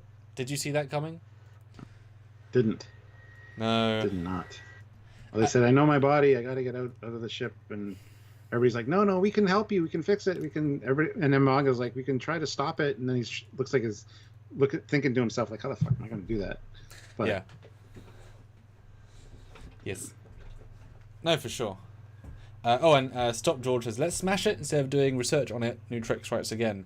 But Stop George, they have 3 babies of Gorn DNA. They have one fully grown one that was eaten or attacked, and they also have all the scan data from the crew. They have lots of data. They have a ton of data. I'm not really concerned about. You know what I mean? Yeah. Yeah. Then Hemmer says, "If you had more time, maybe you could figure something out. But I know we don't have a lot of time. We know what's coming, so." And it's rather effective. I think I didn't guess it was coming, but once it's happened, I'm like, oh, that was obviously foreshadowed. If that makes sense. Yeah. Yeah. Apparently, the actor knew when he got the part that he was going to be dead before the end of the first season. So it has nothing to do with him not being able to stand the makeup or anything, which a lot of people were speculating. So. Yeah, he was told from the first appearance, "You're dying by the end of the season. Sorry." And the guy said, "What? Only one thing." He said, "Just make sure it's really cool." Yeah. That's all he said. Because the fact is, every actor wants to have a cool on-screen death, because obviously you can't do that in real life. And often in death scenes, you get lots of blood or effects or blowing. That's this cool thing to be able to do and experience. Yeah. And Charles June throws in $5. Thank you so much. Thanks, Those Charles. $5 really add up. Yeah, they do. Would be awesome. We need at least another $75 for today's. Cool. So, but he says, "Hi, Cap and Commander. Hope all is well." All is well. Thank you very much, Charles. Same. We hope the same for you. That all is well with you. Hope everyone's doing well, actually. Yeah, I'm certainly confused and happy and sad that Strange World's last episode next week. And I was intrigued. I don't know if you saw this, but Trekyards, obviously one of the they actually work with CBS all the time, so it's slightly more official than we are. And they actually said, "We're not going to post anything about next week because we don't want people to be spoiled," which implies that they've seen a little something, and it's something happens next week of interest. I've already seen a clip from next week. Yeah, they release a clip, but it's they tend to release a small chunk of a non-important, non-spoilery scene. But I'm assuming it'll be like 56 minutes, and it'll be, because to end your first season that's been so good, they're gonna end on a bang. Especially it could totally be a cliffhanger going into season 2. I would not be surprised. And honestly, it might be Klingons. That would be a hell of a Klingons look like Klingons, and shit looks like Klingons. And they're like, "Hello, Captain Pike. We don't want to suicide bomb you this time. We just want to talk." To talk? Yes, it's about those Gorn. They're attacking our space, etc. They're going to team up with the Klingons and the Romulans to defeat the new Kazon, or not Kazon. Gorn the threat? New Kalon threat. Oh. Kalon threat. Yes, those androids. Oh, wait a minute. That's the wrong show. But anyway, yes, Hemmer has a goodbye to everybody pretty much. It's legitimately sad. It's sort of underplayed, and I think that's why it's so poignant, because he is resolved instantly. He is, he knows he's there. I can imagine, like I said earlier, in the box he's like, oh no, like he's known for a good 5-10 minutes this is what's going to happen, and so he's having to tell the people, and so we see this rather great shot of him go out the force field.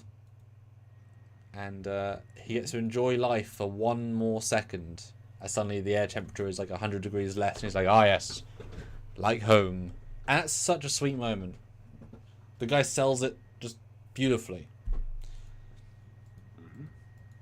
And then we see the long shot. The fall. Yeah. And that's also all poetic. Starships poop, guys. Well, that's less poetic, but yeah, it's a boy. What a butthole! I mean, that is you can't really get more violated. Wow. Yeah. No. Pretty, I also did note. It's pretty large. I'm just saying. I also did note that earlier in the episode they did mention they were on the edge of a big chasm, so I caught that for this time round. But boy, yeah. Why would they decide to land on the edge of a chasm? They didn't decide to. They're crashing. So no, they said land, not crash. No one said crash. Everyone said land. The ship is not damaged enough for a crash. You can tell it was a crash. How did the nacelle get damaged if it crashed? How is the bottom of the hull not damaged if it crashed? I agree with you, it should have crashed, but it clearly just... Who the hell... I don't know how it happened.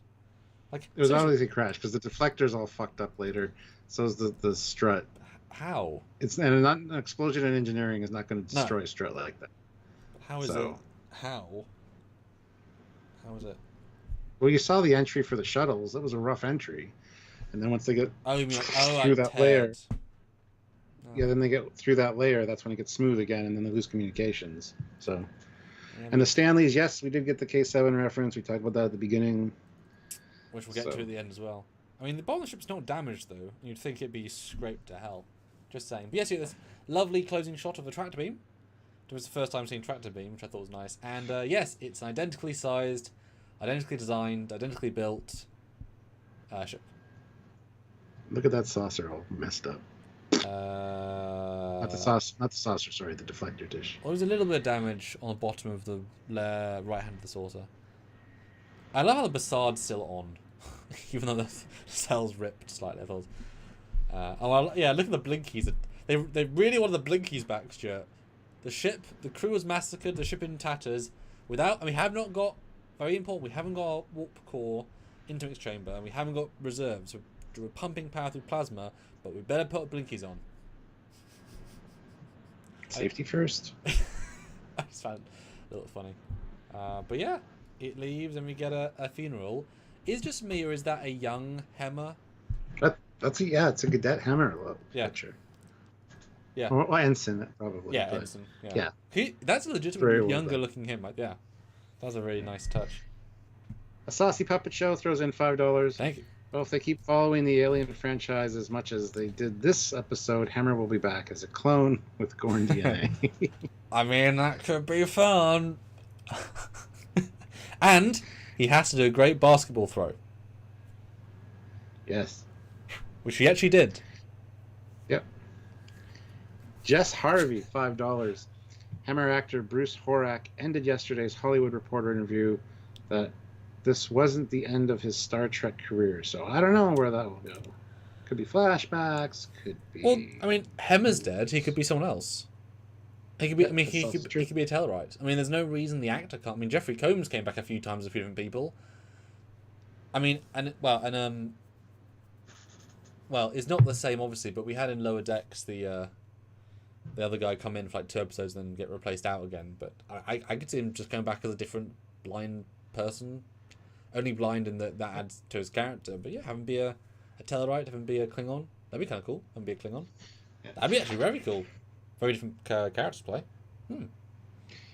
We get a nice speech thing from Ortegas and from Uhura, where it's like, he reminded me of my dad. I was telling me to push myself and do better, which is nice. And they see Spock like ball up his fists and storm out. So. Oh, Ozzy says the person that crashed the ship was one of Deanna's family. Yeah.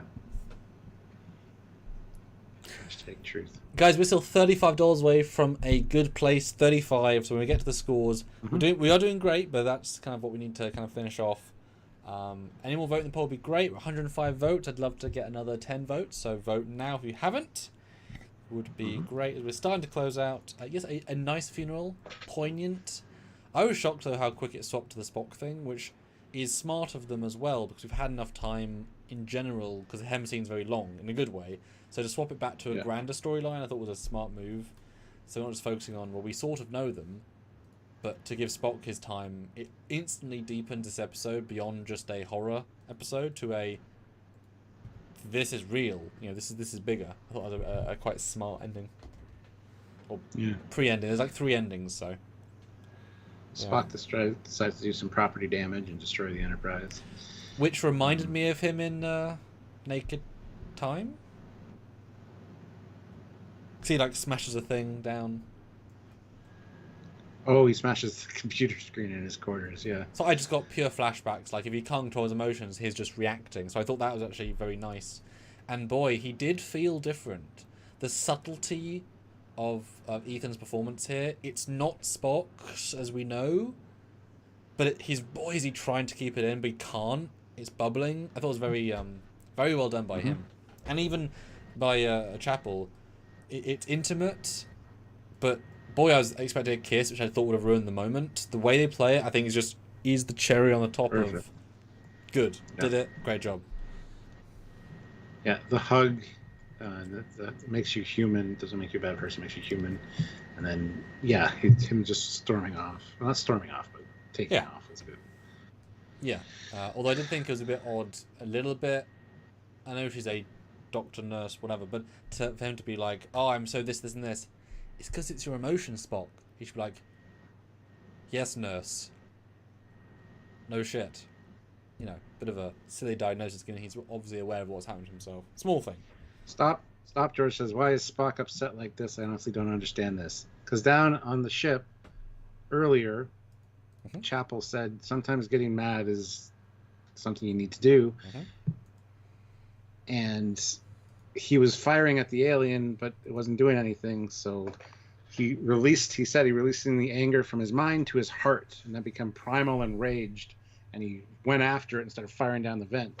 So he actually dropped his logical barriers for his emotion, and now he's got to like rein that all back in. And it's very hard for Vulcans because they can get very, very emotionful if their logic doesn't prevent it. That's what it is. He's still suffering from having done that. And he's been a little bit on the edge a couple of times this season, so it's more a case of he, oddly committed, pushed forward.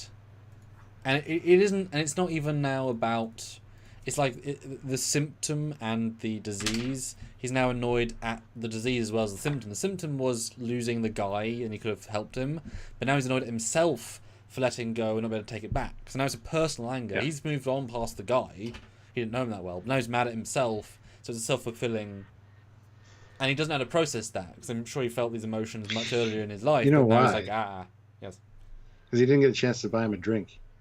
Next episode, we should have him like pop open a drink and be like, pouring one out for my homie. Yes. The logical move here, Chapel. Yeah. No, that's not wrong. Yeah.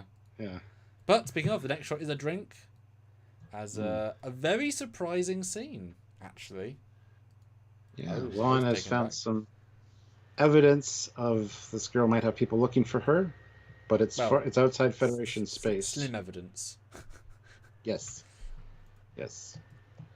And so she requests a formal leave of absence, and she's like, decommission me if you have to, but I want the freedom to go out there and do what I need to do for this girl. It might end up being nothing, but I have to try at least. And Pike's like, well, would it matter if I said no? And she's like, no, not really.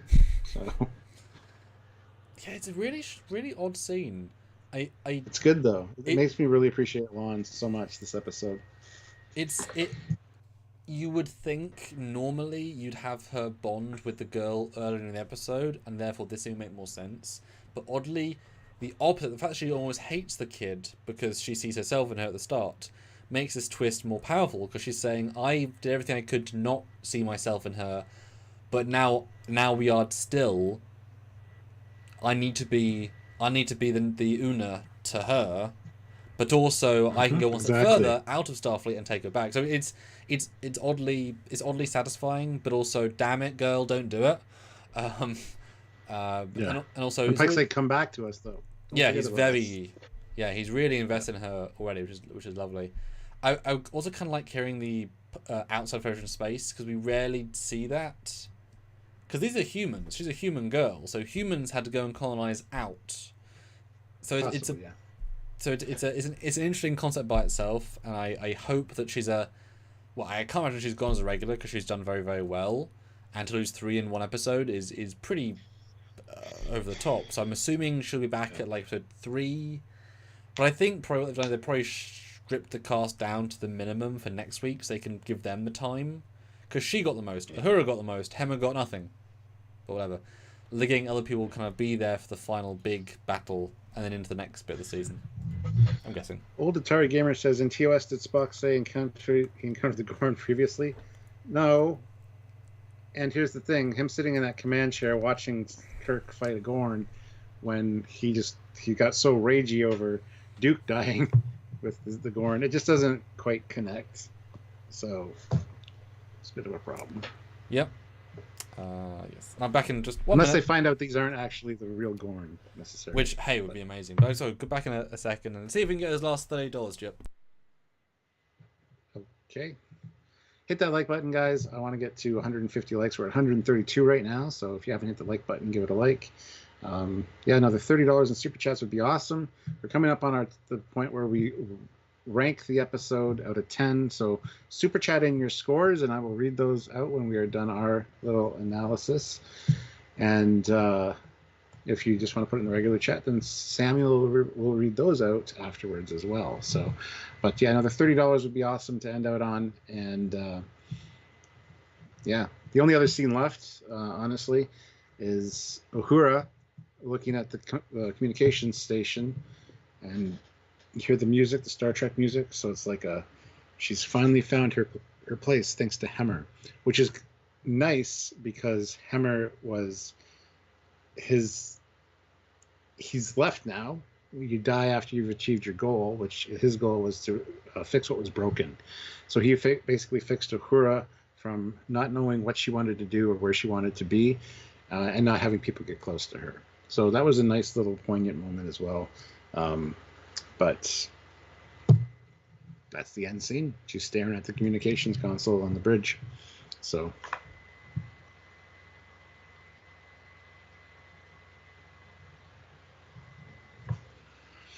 oh, look, it says now would be a great time to insert an ad. Okay, I'm going to hit the insert ad button for anybody watching this that's not live. Here we go. And we're back. What a silly thing. I don't know. It's weird. Spock wasn't exactly chill about the situation with Kirk. There just wasn't a lot for him to do other than try to negotiate with the Metrons. It's true.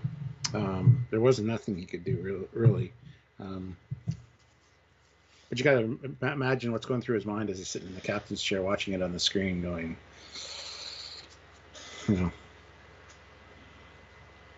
I believe Lon was seen with the actor who was playing young Kirk. Yeah, I don't remember who was with that actor necessarily in those pictures. Now that you said that, it was a while ago.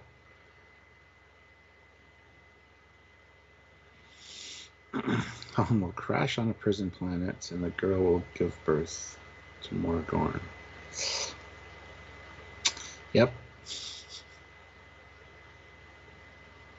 Thank you, Rose. Yes, I'm having a good Canada Day, so thank you for the happy Canada Day wishes. But guys, now's your chance. Hit that like button. Another 15 likes. So if you're one of the 15 that hasn't hit it, by all means, give it a hit. And also super chat in with your scores. We want to hear your scores, and we still need, like we said, another $30. So if you guys can do that, that would be awesome to help us out. So what the hell? It actually just inserted an ad when watching on my TV Xbox. That's cool. I hit the insert ad option again because it came up as a suggestion. So I hit it, and Saucy Puppet Show actually got an Xbox ad. Wow. Sorry about that. Anyway, I finished out with the Uhura scene, and Hemmer's purpose was to fix what was broken. I guess that was to fix Uhura and have her find her place. So. Yeah, I think that this tells us that she's not going to be back next week with the in communications, because that'd be quite disappointing. However, 2 notes. 1, La'an wasn't set with James T. Kirk in a season 2 scene, so we know she's back. And 2, we did see Uhura with a normal crew badge in the previous trailer. So we know Uhura's back next week as a full commission officer, which kind of makes this scene a bit redundant. And we know La'an's back, which, we'll see. But I definitely wanted or a time jump. I mean, I'd love a time jump. Allow our characters to refresh a bit. Allow for some Klingon tensions or Romulan tensions or something. Allow for the Gorns now to be investigated more, etc.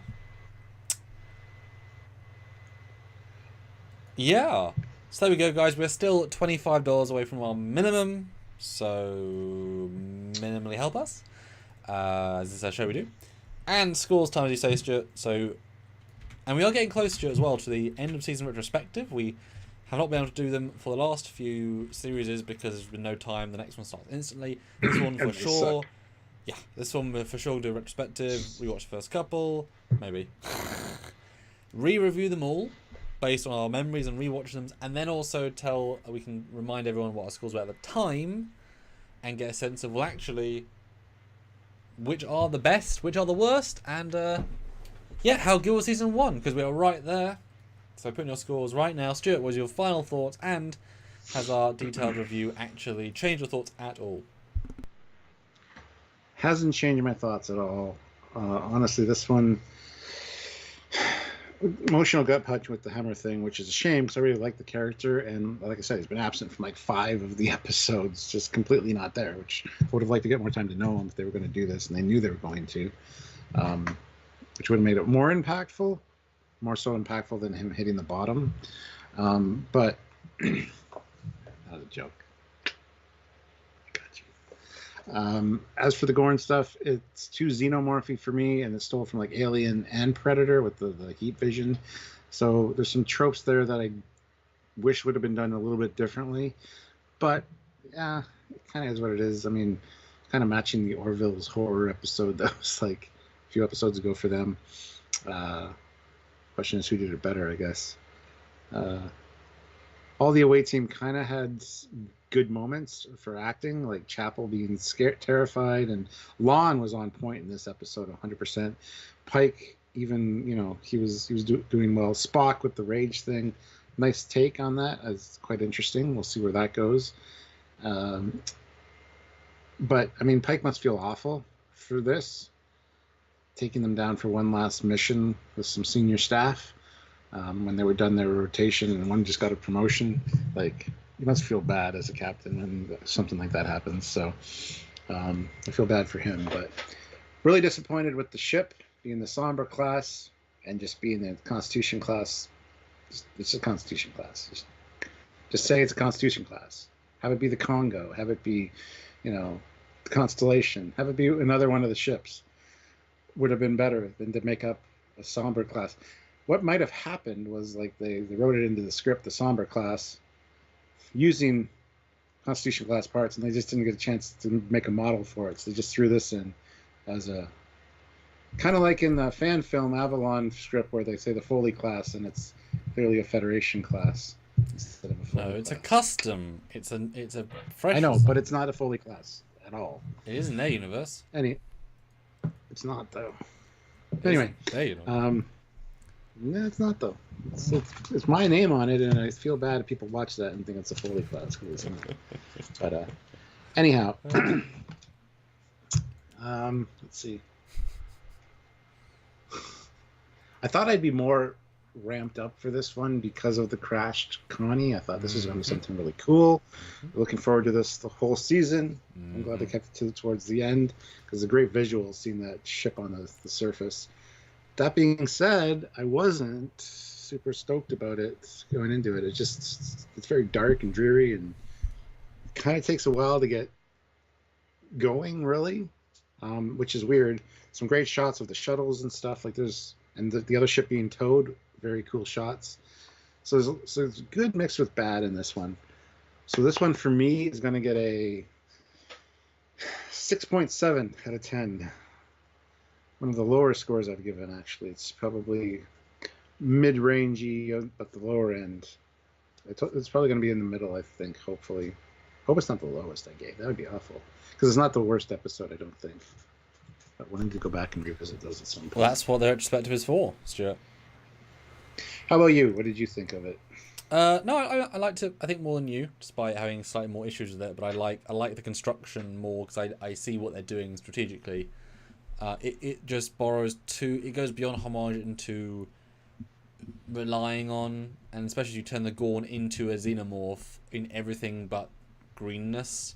Like if this was a xenomorph but taken from another alien race, because we know they're different versus what they ingest from, I could buy this was a Gorn xenomorph from a crossover comic. You know, it's that close as a visual. Hemmer was a great twist. Laan was a great character. Uhura was there, was fine. Pike was underused, but there's too many people to utilize, so they have to let people go sidewise. Sam's there. Mm-hmm. He was there. I thought the redress of the sets were fantastic, but again, as you said, the fact that it was a Sombra class is not forgivable, because just call it the USS Farragut, and we'll think, damn, it was destroyed 10 years ago, because they get it at the end. That's easily repairable. That ship was obviously a colony, obviously repairable.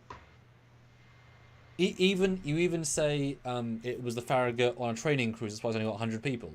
You don't even need to say it was a full crew.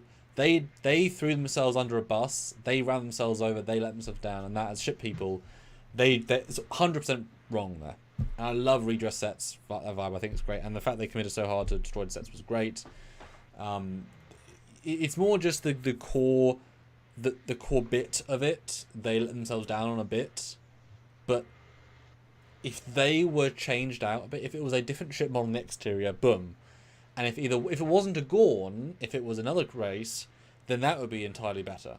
If those two things were changed, it would be a whole other level of quality, you know? Because those holdovers, you wouldn't care if it was the xenomorph referencing, if it wasn't a Gorn changed life cycle, if it was just whatever. But I still enjoy it in general more than all the ones in the season.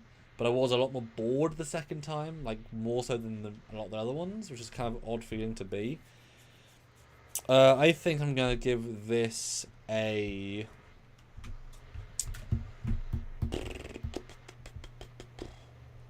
I'm gonna go 8. Yeah. Wow. Mm-hmm. Yeah. They lose a 1.5 for the xenomorph full on, and a 0.5 for the ship. But there's not much else wrong with it. They're just pretty core things. But no, they did a good job. It just wasn't quite what they. Yeah. Mm-hmm. Mm-hmm. All right, let's see what you guys are saying here. Yes. We got some super chats in, which is great. Excellent. Also, we need another $15 more if possible. So a couple That's more true. super chats. We're right there. The last super chat slot as well. If you can snipe in to get that right now. Saucy Puppet Show has the last super chat slot. So. And yes, Mixon, we have. I know you're just coming at the end here, but we have discussed. We have talked. And we are going to talk about Gorn theories later because we have many. Yes. To try and make it all fit, like we did with the Klingons from Discovery. Make it all fit. That's it's a big thing we're going to try and do. Yeah. Which they're just going to ignore, but that's okay. Snoopy McQueen, $5. So thank you so much, Snoopy. Do not like what they did with Hemmer, and do not like what they did with the Gorn. Give it a 6 out of 10. Okay. And a Saucy Puppet Show, $10. So thank you so much. Awesome super chat. Me during the first scene. Oh, cool. We're going to see K7 and a new ship, showrunners. No, you get neither. It's exactly what we said at the beginning of this review. Exactly. Yeah, we did say the obvious thing to end the film on was the episode on was a shot of K7. It gained K7. There'd be a Klingon ship in the background. Maybe even end it with them saying, "Captain Pike, we need you on board the station." They'd be on board, and there's a Kang, and he's in full Klingon normal makeup, and that's the cliffhanger. It's like we've got a Klingon problem. He's like, I just dealt with a bloody Gorn problem. Like, and it's almost like everything feels right. That would be how you end the episode in like a boom way. Yeah, I would have loved to have seen the Enterprise come in towing the Peregrine to K7, like to drop the Peregrine off there for repairs, or to have another ship come and actually get it. That would have been great. And a really epic end as well. Yeah. Yeah. So $15 more, guys. Sam is going to read some of the non-super chat scores, but we're pretty much out of here. Put your scores in right now. All the scores, guys. Although I'll read the poll while people vote with their numbers. I asked, Where does this episode place in your rankings of the season? And the winner is with 44%, top 5, top half. Second best, top 3 of the season, 25%. Bottom 5, 23%. But only 9%, one of the worst 3. Which I think is a fair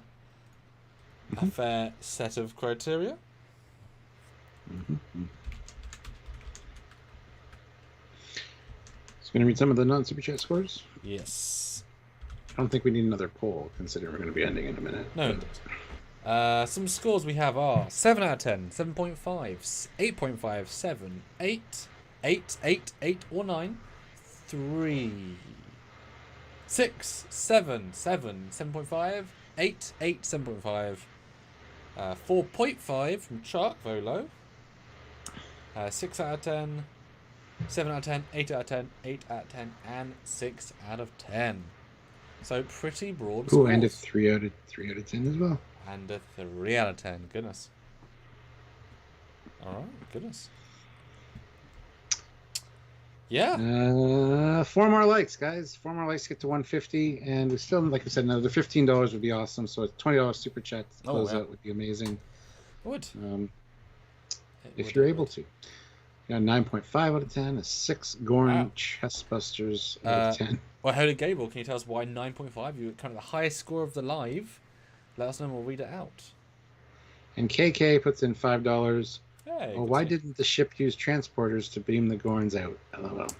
Well, the systems were all down, and they couldn't lock onto them because they can't read them. They're genetic chameleons, so they can't detect them on sensors, which means they wouldn't be able to lock onto them with transporters. So yeah, we assumed that everything was off, even though they said we repaired every system, but you could easily argue not every other system, and certainly the beaming thing. Although you can beam something in an area, that's how you beam gases aboard. So they could have worked out a way of saying beam in this meter above this. They could have done a beam plan, but I assume the pan buffers were too damaged. Although a crash like that, the ship was very, very intact. I don't know why pan buffers would be intentionally damaged. I mean, those are some of the most robust systems on the ship. I'm fine with no transporters. I'm more annoyed by no use of communicators, not even once, because that's, you know. Aeon throws in 270 or 280 Canadian. Thank you. It says for Hemmer. Yes, everybody throw in a $2 super chat for Hemmer. Hemmer, rest in peace. Yes. Thomas Hill says, I liked the episode and I didn't like the Hemmer die. And so after listening to you all, I am giving it a 9 out of 10. Wow. Could have been better. I will rewatch on Monday night, 10 p.m. City TV's Sci-Fi channel. Now, Thomas, is it such that, is this 9, because the rest of the season are 8 and 9s as well, or is this easily one of your favourite 1 or 2? Because it would be odd to have, 6 9 out of 10s for a season of anything, and this season certainly isn't all 9s. So Thomas, is that like this is like your favourite of the season, or just you give 9s for a lot of the things? And Holy Gabriel responds to my question of why he gave it a 9.5. I don't know. I just simply enjoyed it, especially the handling of Spock and his rage. Another $7, guys, or a $10 super chat to close out. Kind of what we need. So very close. And Aeon has that last super chat slot right now. So who wants to scoop it from him for like $5 or $10? Yes, very close. Very close. I should learn how to do the auctioneer voice so I can be like, do we have a 2? Do we have a 2? That's true. We have an ad. 5. Put an ad in. You're gonna put an ad in? I did. But NZ Fade says, pretty crappy sensors if you don't know their extra DNA in the person's body. Well, I mean, there's loads of times. It's a genetic chameleon. That's what the point is. It adapts to what's around it. Because it actually hits the skin. If it is just the venom, it hits the skin, infiltrates in, gets the genetic coding of the person, and then creates the egg so they can't be detected with their genetics. But not just that, but sensors don't detect lots of things. I mean... Yeah, exactly. I mean, it's like saying, why can't pan buffers do anything? Well, because they do things that aren't known. That's the whole gimmick. That's why you keep finding new things. And that's fine, that's good. I'm always fine with them not working because, that you want new things to be strangely worldsing. Gmon78, £2. Hey, you want me to put the Hemmer down? Oh, the Hemmer put the Hammer down. Yes. Right down into that chasm. Matt Boardman, $5. Baby Gorn Chestbuster Snipe. Perfect. Yes, Backburster. And again, we have some good episodes coming out this weekend for Saturday, Sunday, and Monday, so check them out. I enjoy making the graphics. I think you'll agree they're quite informative. Put them side by side, so do check them out. And that's it, guys. That's it for Hemmer, Gorn, but not forgotten. Yes. And until next time. Oh, sorry. Well, and to come back, obviously, as you said, in a Another capacity. Well, yeah, or just as a clone with a Gorn in his stomach, etc. Source Pop Show. I thought I was safe from ads on live streams. I was wrong. It's a new button, apparently. It's weird. It sort of works. Sorry, we won't use it very often, if any. It's more, yeah, we're doing it as jokes. And Chris says, 7 of the 9 episodes so far are 7.9 or above on IMDb. Kind of shocking, really, but I basically agree. Yes, I think very, very, very little is below a 7, and we'll re-find out. I think everything's 7 or above. I think that's, Well, one last thing, guys, in case we can get those last $7 in the chat right now. Spam the chat. Discovery or Strange New Worlds? Which do you prefer? And then we'll leave. General Grievous, $2. Hammer, Gorn in 60 seconds. Ooh, nice. That's a good one. The Gorn Supremacy.